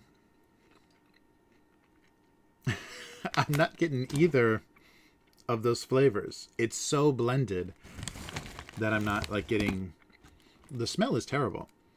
The smell is like, if you have like an old coffee filter laying around, and then you've got some random stuff from last night's dinner in the garbage disposal or whatever. It's the smell of the chips is terrible. Okay, I'm getting like bitter coffee now. It literally tastes like when you eat coffee beans, or like espresso beans. It's got that flavor at the end, but I'm not getting any steak. It's a little savory, but it's yeah, and the aftertaste of the coffee is getting worse now. It's getting really, really bitter. So like when they don't clean the machine at Starbucks and they just keep making coffees and they just get more and more bitter. It's starting to taste like that, and it's a kind of it's a weak coffee flavor though, but very bitter. Like not like a dark roast coffee. It's just like a very weak, mediocre coffee flavor. Ugh. Yeah, that second. So you get the salty, savory, blended flavor, and then it just goes coffee. There's like a bite of coffee. K5 is starting to summon. Yeah. The first taste is okay, but it's so mixed. I can't tell. I can't tell. It doesn't taste like steak. Like it's a really weird. I think that's what they're kind of going for here. Is that first taste it's okay, but it doesn't taste like steak or coffee. It's really, really mixed. It's okay. I mean, I don't want to like immediately spit it out. It's okay, and it's kind of a if it's like a savory meat flavor, it's a very cheap one. It's not a very like natural or real flavor. So maybe just some beef broth kind of thing. I don't know where so that whole beginning, I don't know what's going on. It tastes like a crappy barbecue flavor, like a really bad attempt at a barbecue flavor, and then the bitter coffee flavor at the end. That's weird. So this is a yeah, the coffee flavor is really bad after the everything goes away. So maybe it's like, they talk about like Pringles and the flavor, the powdered flavors on potato chips are supposed to spike. So the combination of the salt and that flavor hit that you get is supposed to go away so fast that then it makes you eat another one and another one and another one. Maybe here you're just wanting to eat another one so you don't taste that coffee flavor at the end. It's really gross. It just like, yeah, just accumulates, and every chip gets worse and worse. So, yeah, kind of like a strange barbecue, like a strange dry rub barbecue flavor. But real weak. And then just a bitter coffee. It's just, if you would just take a mouthful of an old used coffee filter that sat out overnight. Yeah, that thing at the end is terrible. So it makes you want to make that go away. So maybe eat another chip, but strange, really, really strange. Crappy barbecue flavor. So yeah, that's my review. A crappy barbecue flavor with an overwhelming coffee aftertaste. Yeah, it's strange. I really wonder. There must be, like, somebody must have used coffee in some sort of barbecue recipe or something that gave them this idea. But it's not good. Yeah. Yeah, I can't, it doesn't go away either. That coffee flavor just, yeah, I think coffee is too, it's not balanced enough. So you don't taste it. It's not overwhelming at the beginning, but then all those other flavors go away, and then it's just coffee. Really bad. So maybe this will help write it'll be easier to write the joke now that I know how bad a combination this is. Wow. But yeah, so this is strange. So this is a special September, special September release. Steak and coffee. Yeah, that's the kind of collaboration or cross. I forget, like a collaboration or a mix of two things. They always put an X in on Japanese packaging. So something X is collaboration or working together, and then V is what they do for verses here. I don't know what they're. Yeah, I don't know what they're trying to.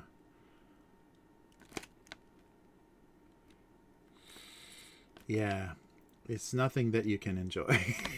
They should not use the word enjoyment. Sorry, I gotta read the fine print here. So weird.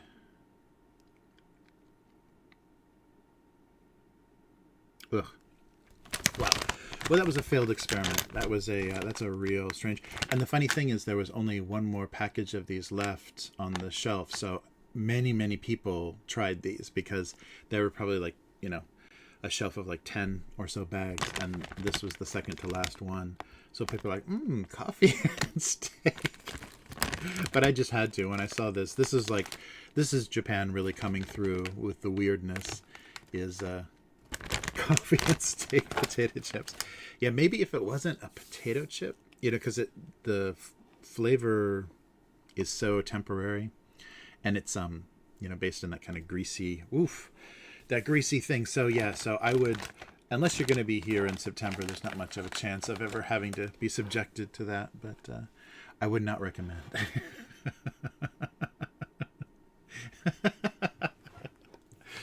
Oh man. Okay, let's get back to it. Yeah, powdered coffee. Yeah, it is. It's like a weird. Yeah, if you took like instant coffee and some kind of like cheap steak sauce, like Kraft, or Heinz steak sauce, that kind of the cheap ketchupy type ones that they make. If you mix those, that's what it's like. But it doesn't last. Like, that first flavor doesn't last very long, and then it's just grease and coffee. That's a really bad combination, is coffee and greasiness. The coffee needs to be more savory. Unknown girl, coffee.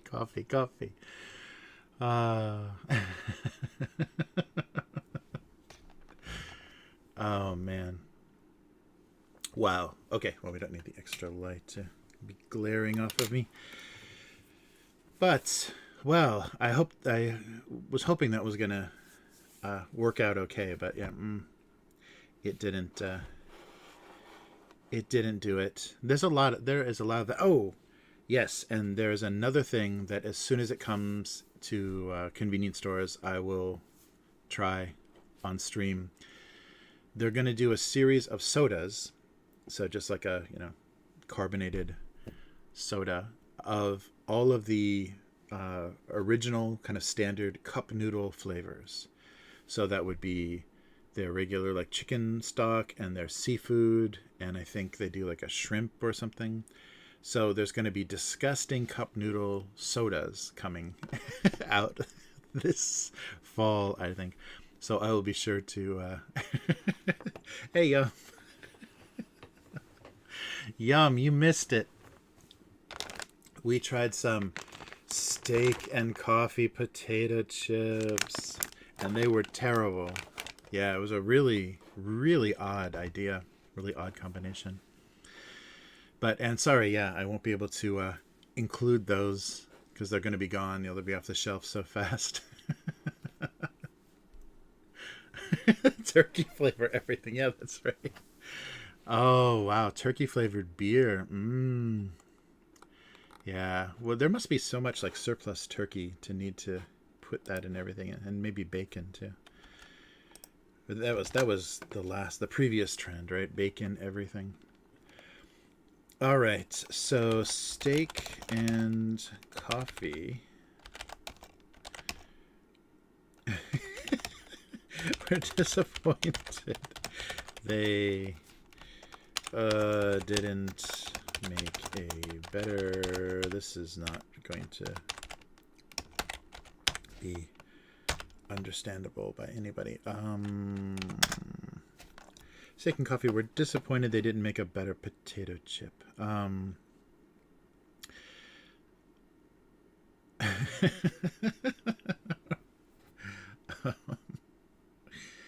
No one should combine. So yeah, steak and coffee.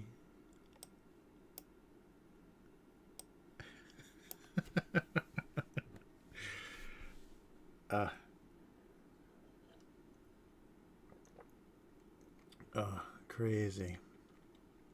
Yeah, it's very weird. So it's a weird kind of barbecue flavor, and then a bite and bitter, like lingering bitterness of coffee. Doesn't make any sense. And I don't mind bad coffee, but that's a weird thing to taste, like a greasy, because how the grease of potato chip kind of lingers in your mouth, and to have a bitter coffee flavor on top of that, it's really strange because the salt goes away, the whatever beef broth kind of powdered flavor goes away, and you have nothing but coffee and grease. Yeah, it's very strange. Okay, so steak and coffee usually didn't often meet, weren't actually involved.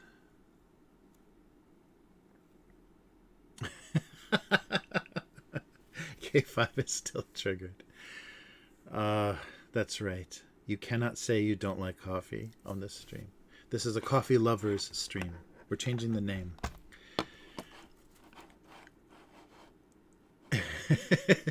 Jeep juice. Oh, man. Okay. All right. Come on. Okay. So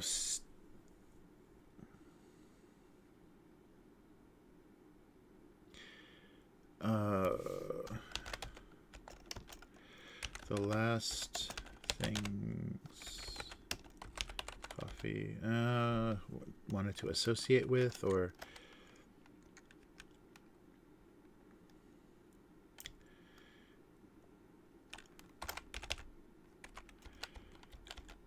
coffee had less than anything in common.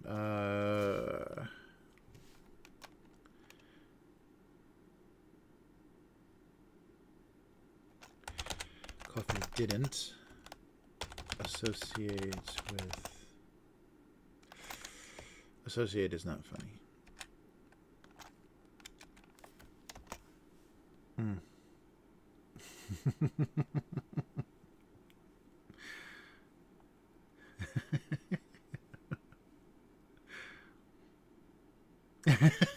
Oh no. K5's triggered. A coffee dislike, and now Yum is triggered by my steak. All right.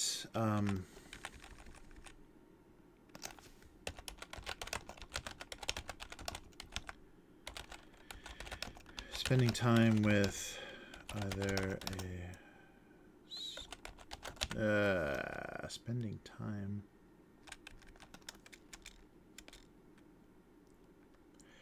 A worse combination.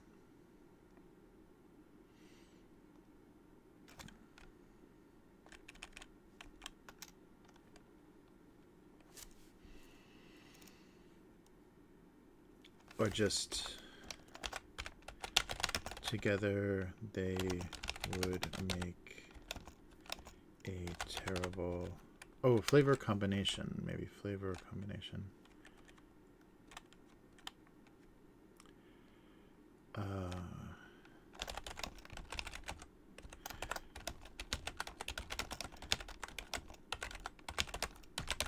This will probably make the comments go crazy with people saying, it's not so bad, I can imagine worse. They couldn't imagine a worse flavor combination. And actually, let's put a frown on the potato chips. Oh no. Yeah, my line today is really bad. They couldn't imagine a worse flavor combination. Super hot coffee and steak.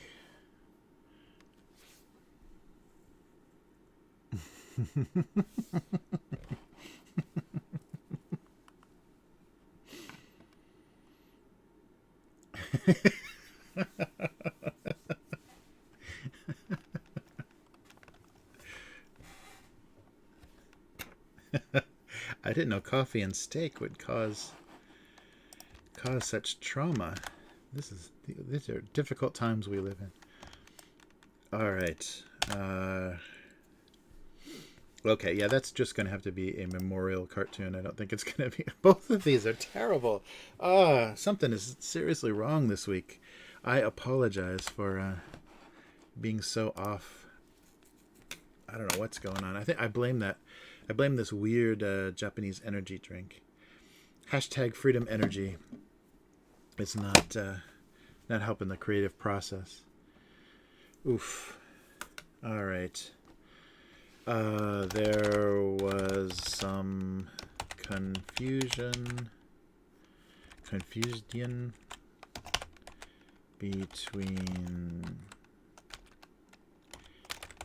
edible and collectible. There had been some confusion. Oops. Maybe move all of this up a bit and over.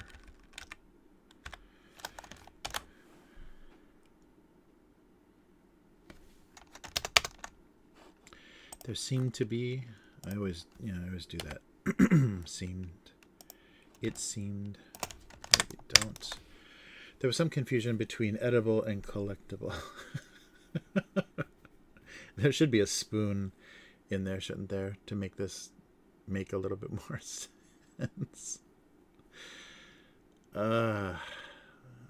It's brutal.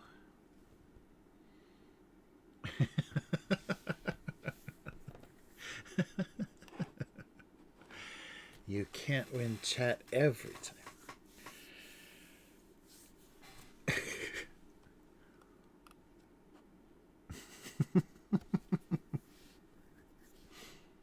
Oh, man. Oh, yeah, Unknown Girl. I will... maybe another 30 minutes. Yeah.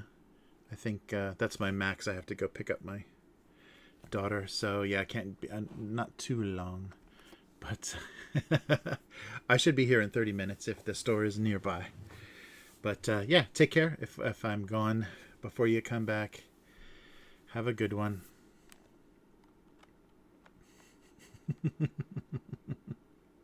Cool. All right. See you soon. As I, yeah, I don't think it's going to get much better. So, yeah, add a collectible. Maybe the other way around is better. Because obviously they're collectible and edible. Some confusion between collectible and edible. There's, see, I always want to do that. There must have been...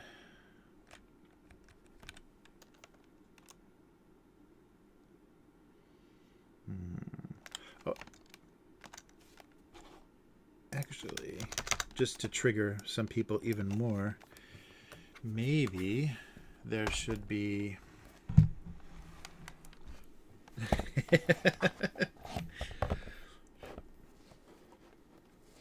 Nice. Maybe there should be milk already in the bowl. That'll make some people very unhappy.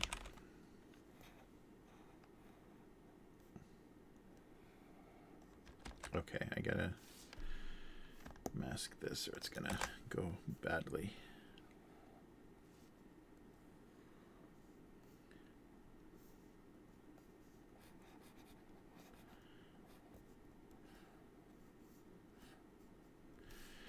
And then unmask it and break these lines. Ah, all right.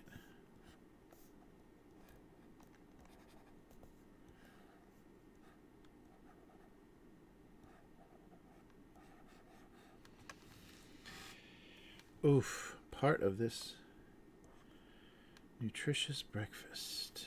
Ay, ay, ay. There we go.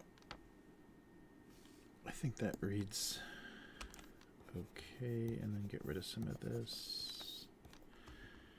And add some more.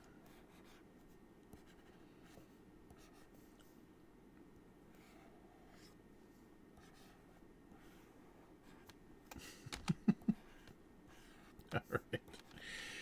Okay, I think it reads as a bowl full of milk and Pokemon cards. Sure. There we go. Okay, so now it doesn't look just like being served. Yes, Yum. That's the theme this week is what the fuck is going on. Yes, it's Pokemon cards in milk.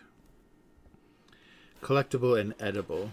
Or misunderstood. Yeah, K5 said John actually ate some Pokemon cards, so it works. It works in the universe. It's canon. In the extended Hyphonics universe, eating Pokemon cards is canon. Oh man.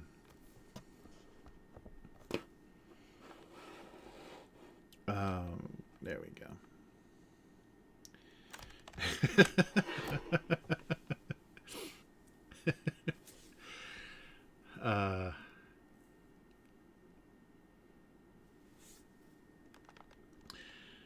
All right.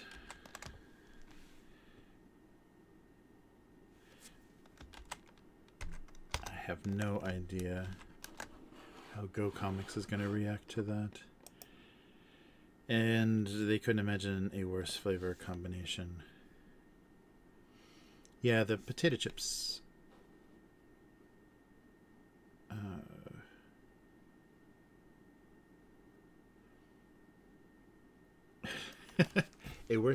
Just a worse potato chip flavor?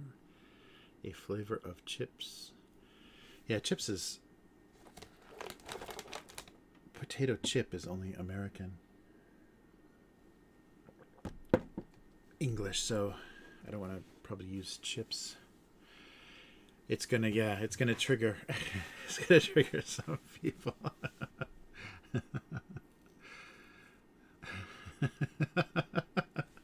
Nice. Yeah, wouldn't that be great if you could just summon each other by adding them, at mentioning them? Someday. All right.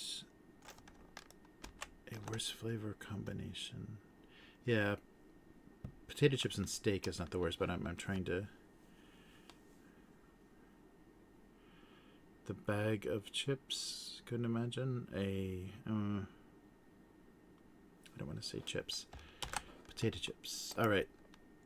There was some confusion between collectible and edible, and I couldn't imagine a worse flavor combination. Or maybe the bag.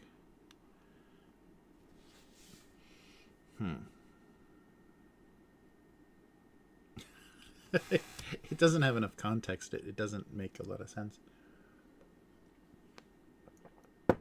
But I have to somehow remember the day I had coffee and steak chips. They couldn't imagine a worse flavor combination. They won the award.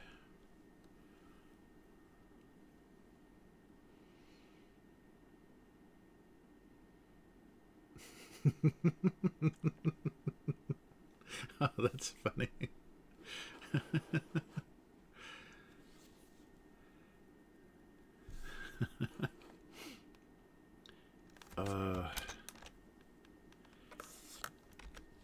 Yeah, that's gotta be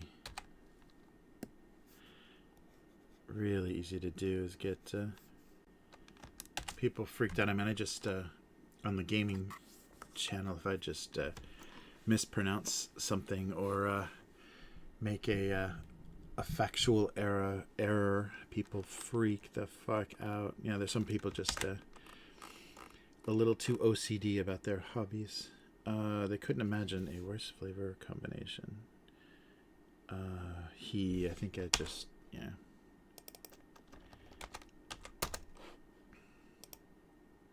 They're not doing it collectively.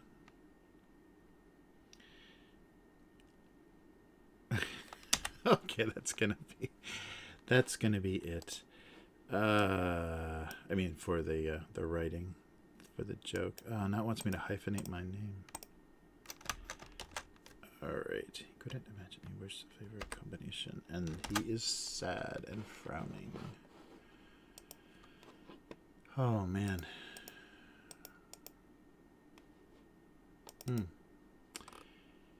Yes. So, was there something else? I forget. Something else I wanted to do on stream. Oh. And this file system is so slow.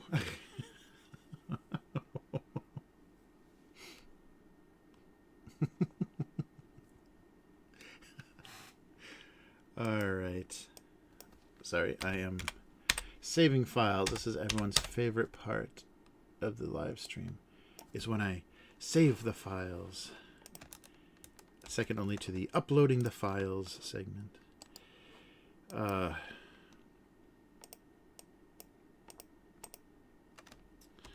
Okay, there was some confusion between collectible and edible. Edible.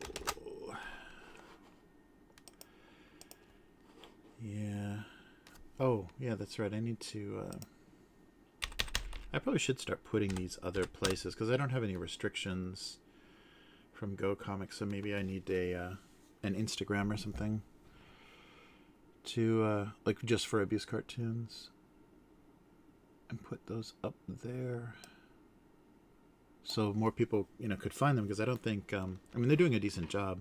There's quite a few followers on Go Comics itself, but maybe I should be tweeting these and Instagramming these and stuff. Maybe I will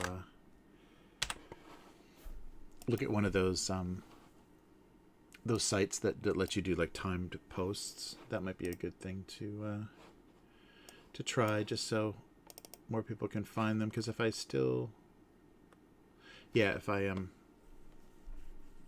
have some reference where you can find things, then maybe it'll work. Or maybe I'll just make Go Comics more money. All right. So, the upload segment, right? Remember, I'm logging into the FTP server.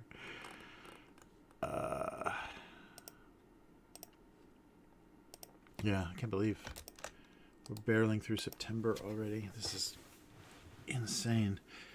All right, let's take a look at... Oh, wait, I gotta get this all out of the way.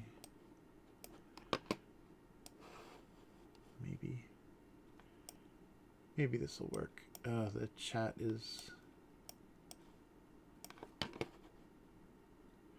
unruly. I do not like this. Restream chat. Okay, I think we're good.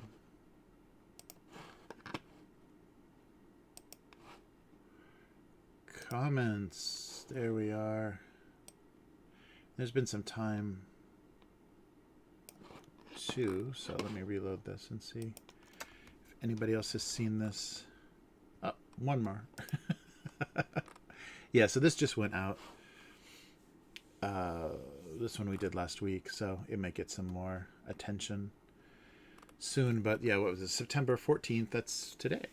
The glass seemed to enjoy the appearance of being a beverage without the actual drink. Bum bum bum. Okay, so we'll see if we get any other response. Oh yeah. And then September 9th. If you remember, the bar of soap was showing symptoms of missing too many summer vacations. Everyone is. If I could find liquid pears soap, the bar soap will... no more summers. What? If I can find a liquid pears soap, the bar soap would no more summers. Oh, would never know. So pears is only a bar soap. Huh. There we go. Okay, let's go back one more.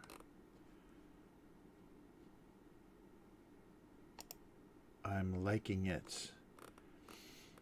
Oh, that's right. Magazines seem to reproduce at a monthly rate. I am... Oh, cool. I'm so far behind on magazine reading, I will never catch up. I think my MIL signed me up. Signed me up for a few that go into the recycling bin straight from the mailbox. MIL, mailing something list? Wow. Anything else? Ah, yeah. It's hard for readers to digest. Nice. Readers Digest.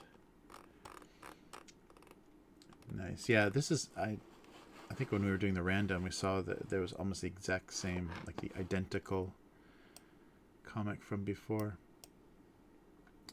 All right. So, random time. Oof, 2006. There we go. There's a Sharpie. So now you can see why I do my little distortion correction, because this is how things used to look sometimes in the drawings. Very Picasso-like in their perspective. The bitterness came from Sugar's refusal to mix. Oh, that's a good joke, though. Just not a great drawing. And 2007. Oh, there we go. A cake. A piece of cake thrown at the wall. The only enemy chocolate cake now faced was gravity. So some sort of cake war. Oh, that's right. I want to... let me go back. I want to like everything I come across, just so I can remember what I've seen. All right, another random. Wow, we're getting all the early stuff now. 2006, September 20th. Their difficulty came from a varied approach to illumination. All right. A lampshade joke. Wow, another early one. There we go. VHS. Look at that VHS player. The video cassette recorder pined for the days of VHS versus Betamax because he's staring down a DVD. Jeez, yeah, we're looking at early. Oh yeah, this was a sticker once upon a time. A jelly donut was cold comfort for the covered glass cake dish. So it needed a cake, and all it had was a jelly donut.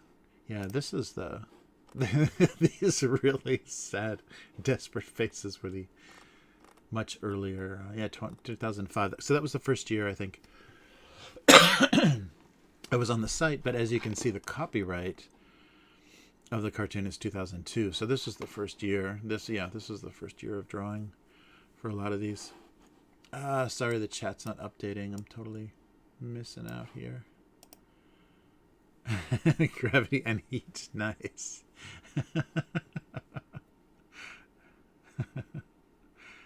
Nice. Yeah, I like the writing in my earlier ones better than the jokes. I mean, the writing, the jokes better than the drawing. Okay, let's see if we can get out of that decade. There we go. A nice banana. 2018. It was the intermediate stage of becoming a banana nut muffin that he found unpleasant. The mushy banana portion of his life. Nice. Nobody wanted to comment on mushy banana. 2013. She managed to find the only wine bottle that couldn't hold his liquor. There's the drunken face of a wine bottle. Uh-oh, here we go. An old-fashioned girl. Lambro's unusually funny. What? Jack. Holy crap. Spumanti. Nice. Spumanti. An old-fashioned girl. Lambro's unusually funny. This is the kind of hate, and it's actually not even as violent as it used to be. One kind of glass for an old-fashioned. Oh, these premium members. Wow. All right. So, yeah, did I do this? Yeah. 2015. God, I can't believe this is still, 6 years ago. March 19th. This new teabag shape may have had ancient origins. That's right. Yeah, this was when I noticed, especially here, all of like Lipton and all of the big, kind of cheap teabag companies were doing that pyramid shaped bag. Now they no longer did the stapled teabag. It was that weird mesh pyramid bag. So yeah, the end of an era. The pyramid, or out of this world origins, depending on who you ask. Right. Uh-oh, I'm not sharing on Twitter. All right, there we go. 2016, September 6th. Yeah, look at this. Definitely digital. It's going all over the place. Clear dust collection bins had an odd pride in displaying their filth that vacuum bags did not. Oh, boy. Displaying their filth is the only funny part of that joke. Oh, here we go. You guys have definitely seen this on stream because it happened in May of this year. Wow, I don't even remember drawing this. The conclusion of every name brand... that's right. Every name brand cola taste test is a shared feeling of profound emptiness. That's right. Definitely leaves you feeling drained. Come on. There we go. Profound emptiness makes you burp.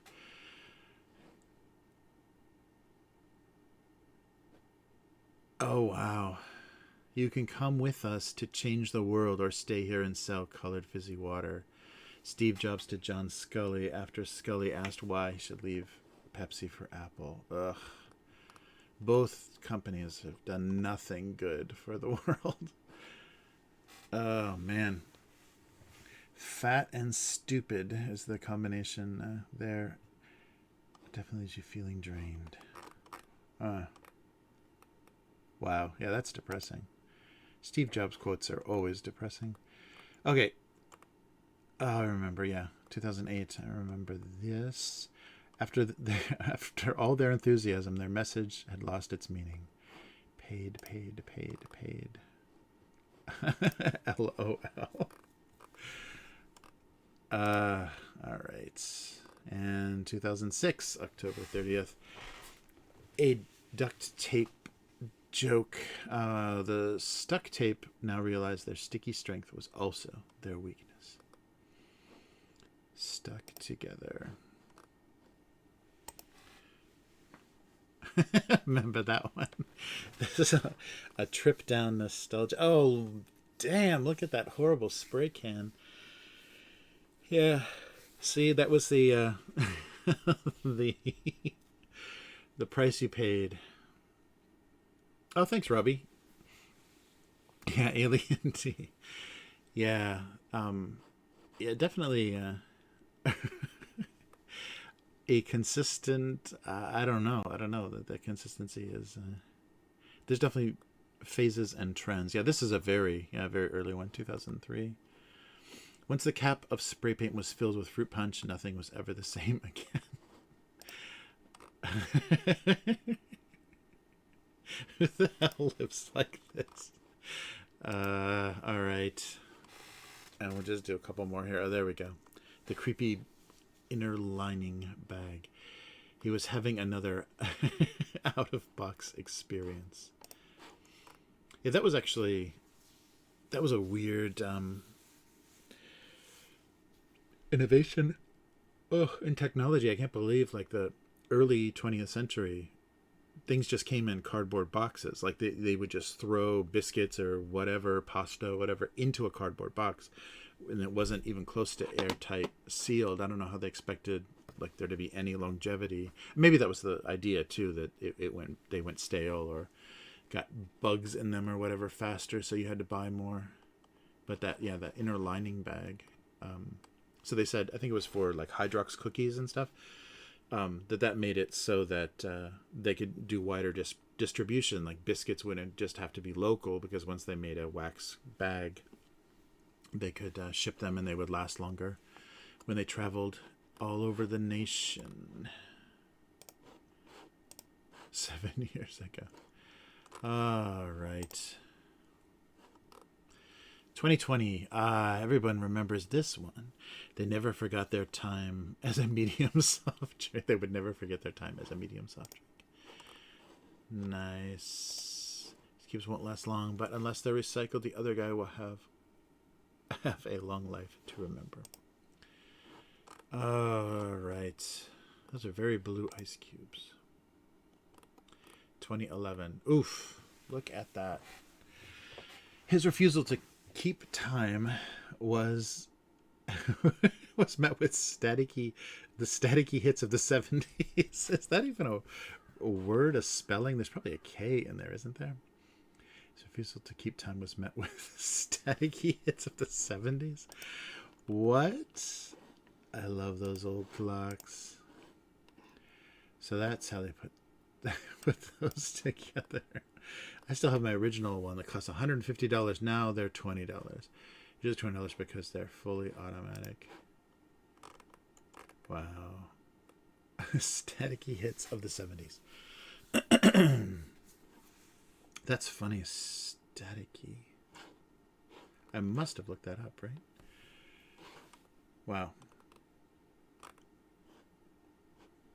All right. And 2011. Yeah, that's definitely digital coloring. I think we're in drawing territory too. So that means I've been drawing it digitally for 10 years? Wow. Yeah, I gotta find that exact moment. They were both surprised how much rain feet kept out. There we go. An interesting perspective on rainy days. Yeah, so I think that's one that was, the joke is written before the cartoon, and I just have to illustrate it. Right. Nice. Soft core for inanimate objects. Yes. Very the sensual world of Animate things. Yeah, this is definitely one that I think where the joke comes first. How much rain feet kept out. All right, 2006. Oof. Marker drawing. The paper towel began to resent their squeaky clean image. And whoa. Yeah, I must have done this on stream too. I don't remember. That's really weird. Like, I sometimes remember the joke more than the actual drawing itself. It's very weird. The previous year shouldn't be hard to improve upon. Oh, there we go. A 2020... Fuck 2020 joke. Lots of love. We're all hoping things go up. That is, if people are willing.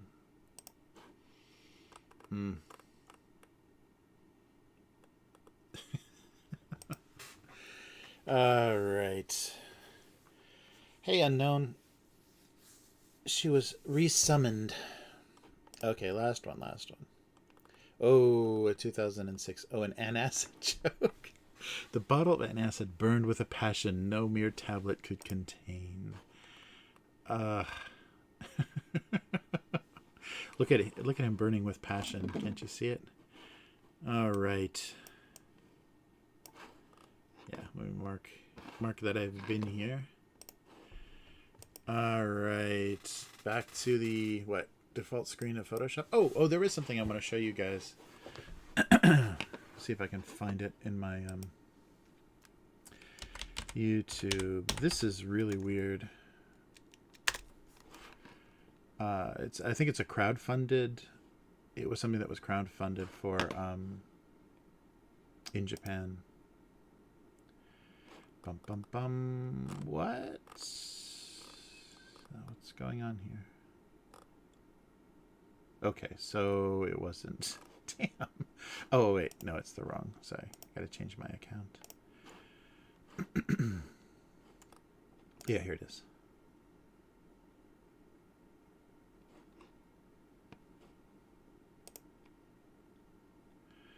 Okay. So this is a Japanese crowdfunding thing, and it's just really it's super depressing and bizarre, and just shows like how much loneliness.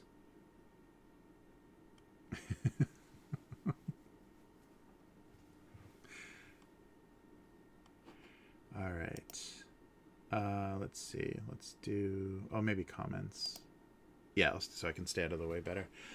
Okay, so this thing is called the Netatorto He. So retort bag. Retort bag is a is it retort? Yeah, retort. Yeah, retort. Is the technology that I think they use for like MREs, like in the military, like the rations. They're the foil plastic combination bag that they vacuum seal, so it's very sterile, and the bag itself is really, really heavy, really thick, so it's difficult to pierce, so you don't get any contamination, and the food lasts forever. So the retort bags are a very popular style of like single serving food in Japan. So they did a crowdfunding thing here for so we're coming home at night and we're tired and we've got an answer to all of your problems is a toaster for the retorte, sorry, not hey, te, retorte bag. Life with retorte. So it's for single salarymen or like office workers to come home, and so the primary way that you use these bags is boil water, like a pot of water, and just let the bag float in a boiling pot of water to heat the contents of the bag. Most recently they've made bags that vent in one direction, so they still remain sealed, but if there's air pressure buildup inside, it can vent, so you can actually microwave those bags. But the regular ones you can't, because it'll just explode, and there's maybe the foil in them. will trigger. Is not, you can't put in the microwave. So it's a single serving bag of like curry or beef stew or sauce, and this is an alternative to canned food. And so you eat a single serving in a little toaster thing, and it only has one slot, so you're only doing them one at a time. So yeah, so there's corn soup and porridge, rice porridge, and even hamburger. Look at that. There you go. So yeah, this is a weird crowdfunding, but the loneliness and kind of the desperation of that kind of appliance is really bizarre. I just found this like incredibly depressing, that you just turn it to how hot you want it. So it's just like low, medium, high is all the kanji means. And so just like a toaster, it finishes and you have a heated pouch of something. So here's your future. Basically a kitchen is just going to be a slot to heat your bag of stuff in it. And now you can see all my favorite podcasts anyhow. Oh man. But I wonder how much it is. Yeah, I should look at the crowdfunding page.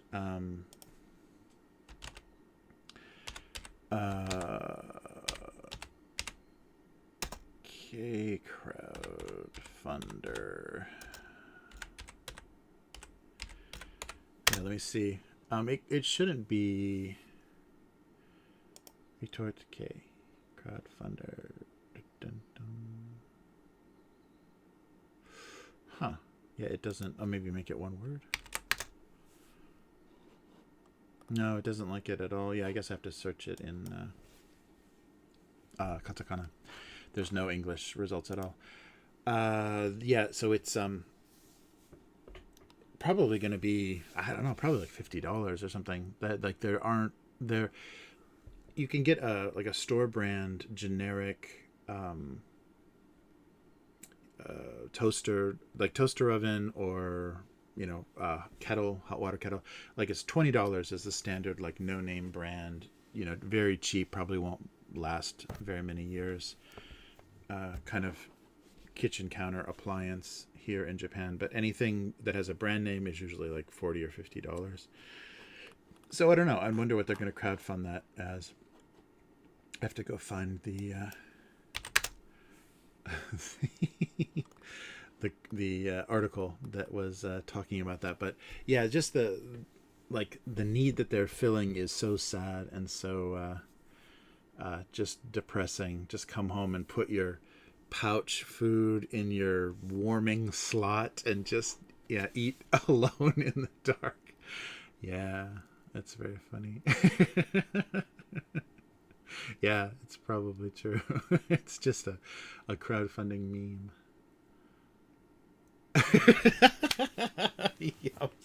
Yeah, it is. I mean, it's just like, you're just like blah, like pushing out some slime.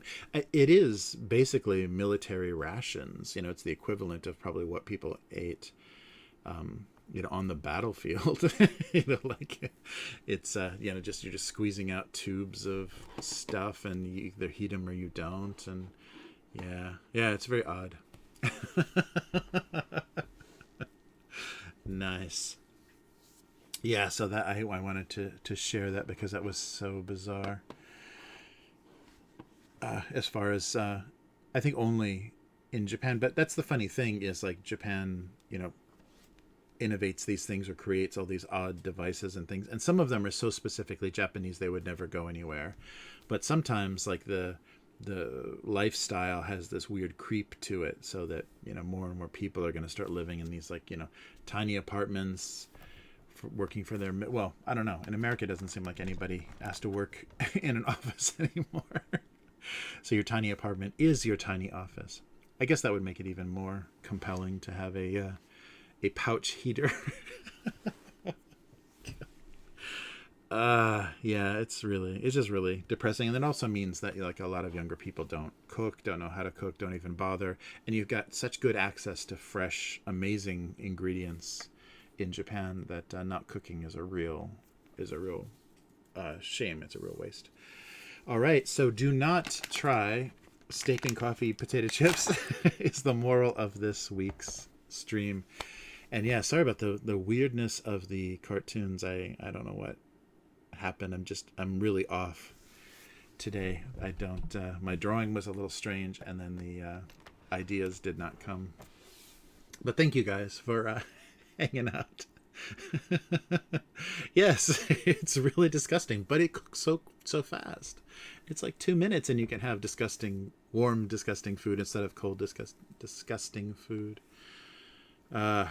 So yeah, maybe I hope the microphone is okay this week. I kind of tried to get it off frame and it's a little low, so I hope it's picking up okay and this isn't just a weird ramble that you can't even hear. Weird is good. It's a weird week. This week is dedicated to Yum in the weirdness and nonsense that it became. All right. But thank you guys for hanging out, and I'm glad you made it back, Unknown Girl. Did you get Joe's Red Bull? I hope you didn't forget. Yes, I am trying not to be boring as fuck. But yeah, we'll see. All right, but yeah, so next week there's still some strange stuff. I saw a cream soda flavored chocolate, melon soda flavored chocolate, and all kinds of stuff. So there should be something weird for next week as well. But thank you everyone for joining me, and thanks so much for the donation. That was a very sweet. I guess I mean I have to forward that to Joe. That's basically just hush money from Unknown Girl to Joe because of the coffee comments. So remember, you have to like coffee to watch this live stream, and you can't eat coffee, steak, potato chips. So everyone take care, and we'll be back, and I'll do this next week. Same time, hopefully a little bit earlier and a little bit longer. So sorry I have a schedule this week, but yeah, it's been a little hectic. So everyone take care, and abusecartoons.com is the website. Abuse Cartoons on Twitter, Twitch, and YouTube. The archive we look at is gocomics.com/domestic-abuse. And of course, the Patreon is patreon.com/abusecartoons. So everyone take care. Oh, Yum is going to the beach. Very nice. Yeah, that sounds nice. Yeah, I should do that before the end of the... it's easy to get to the seaside here because the country's all seaside. But, yeah, I haven't had time to do that this summer. So everyone, take care, and we'll do this again next week. Bring K5 with you, Yum. Or I'm sorry, yeah, right. Yum. Yes, so same time next week. Okay, take care, everyone. Thanks again, and see you later. Goodbye.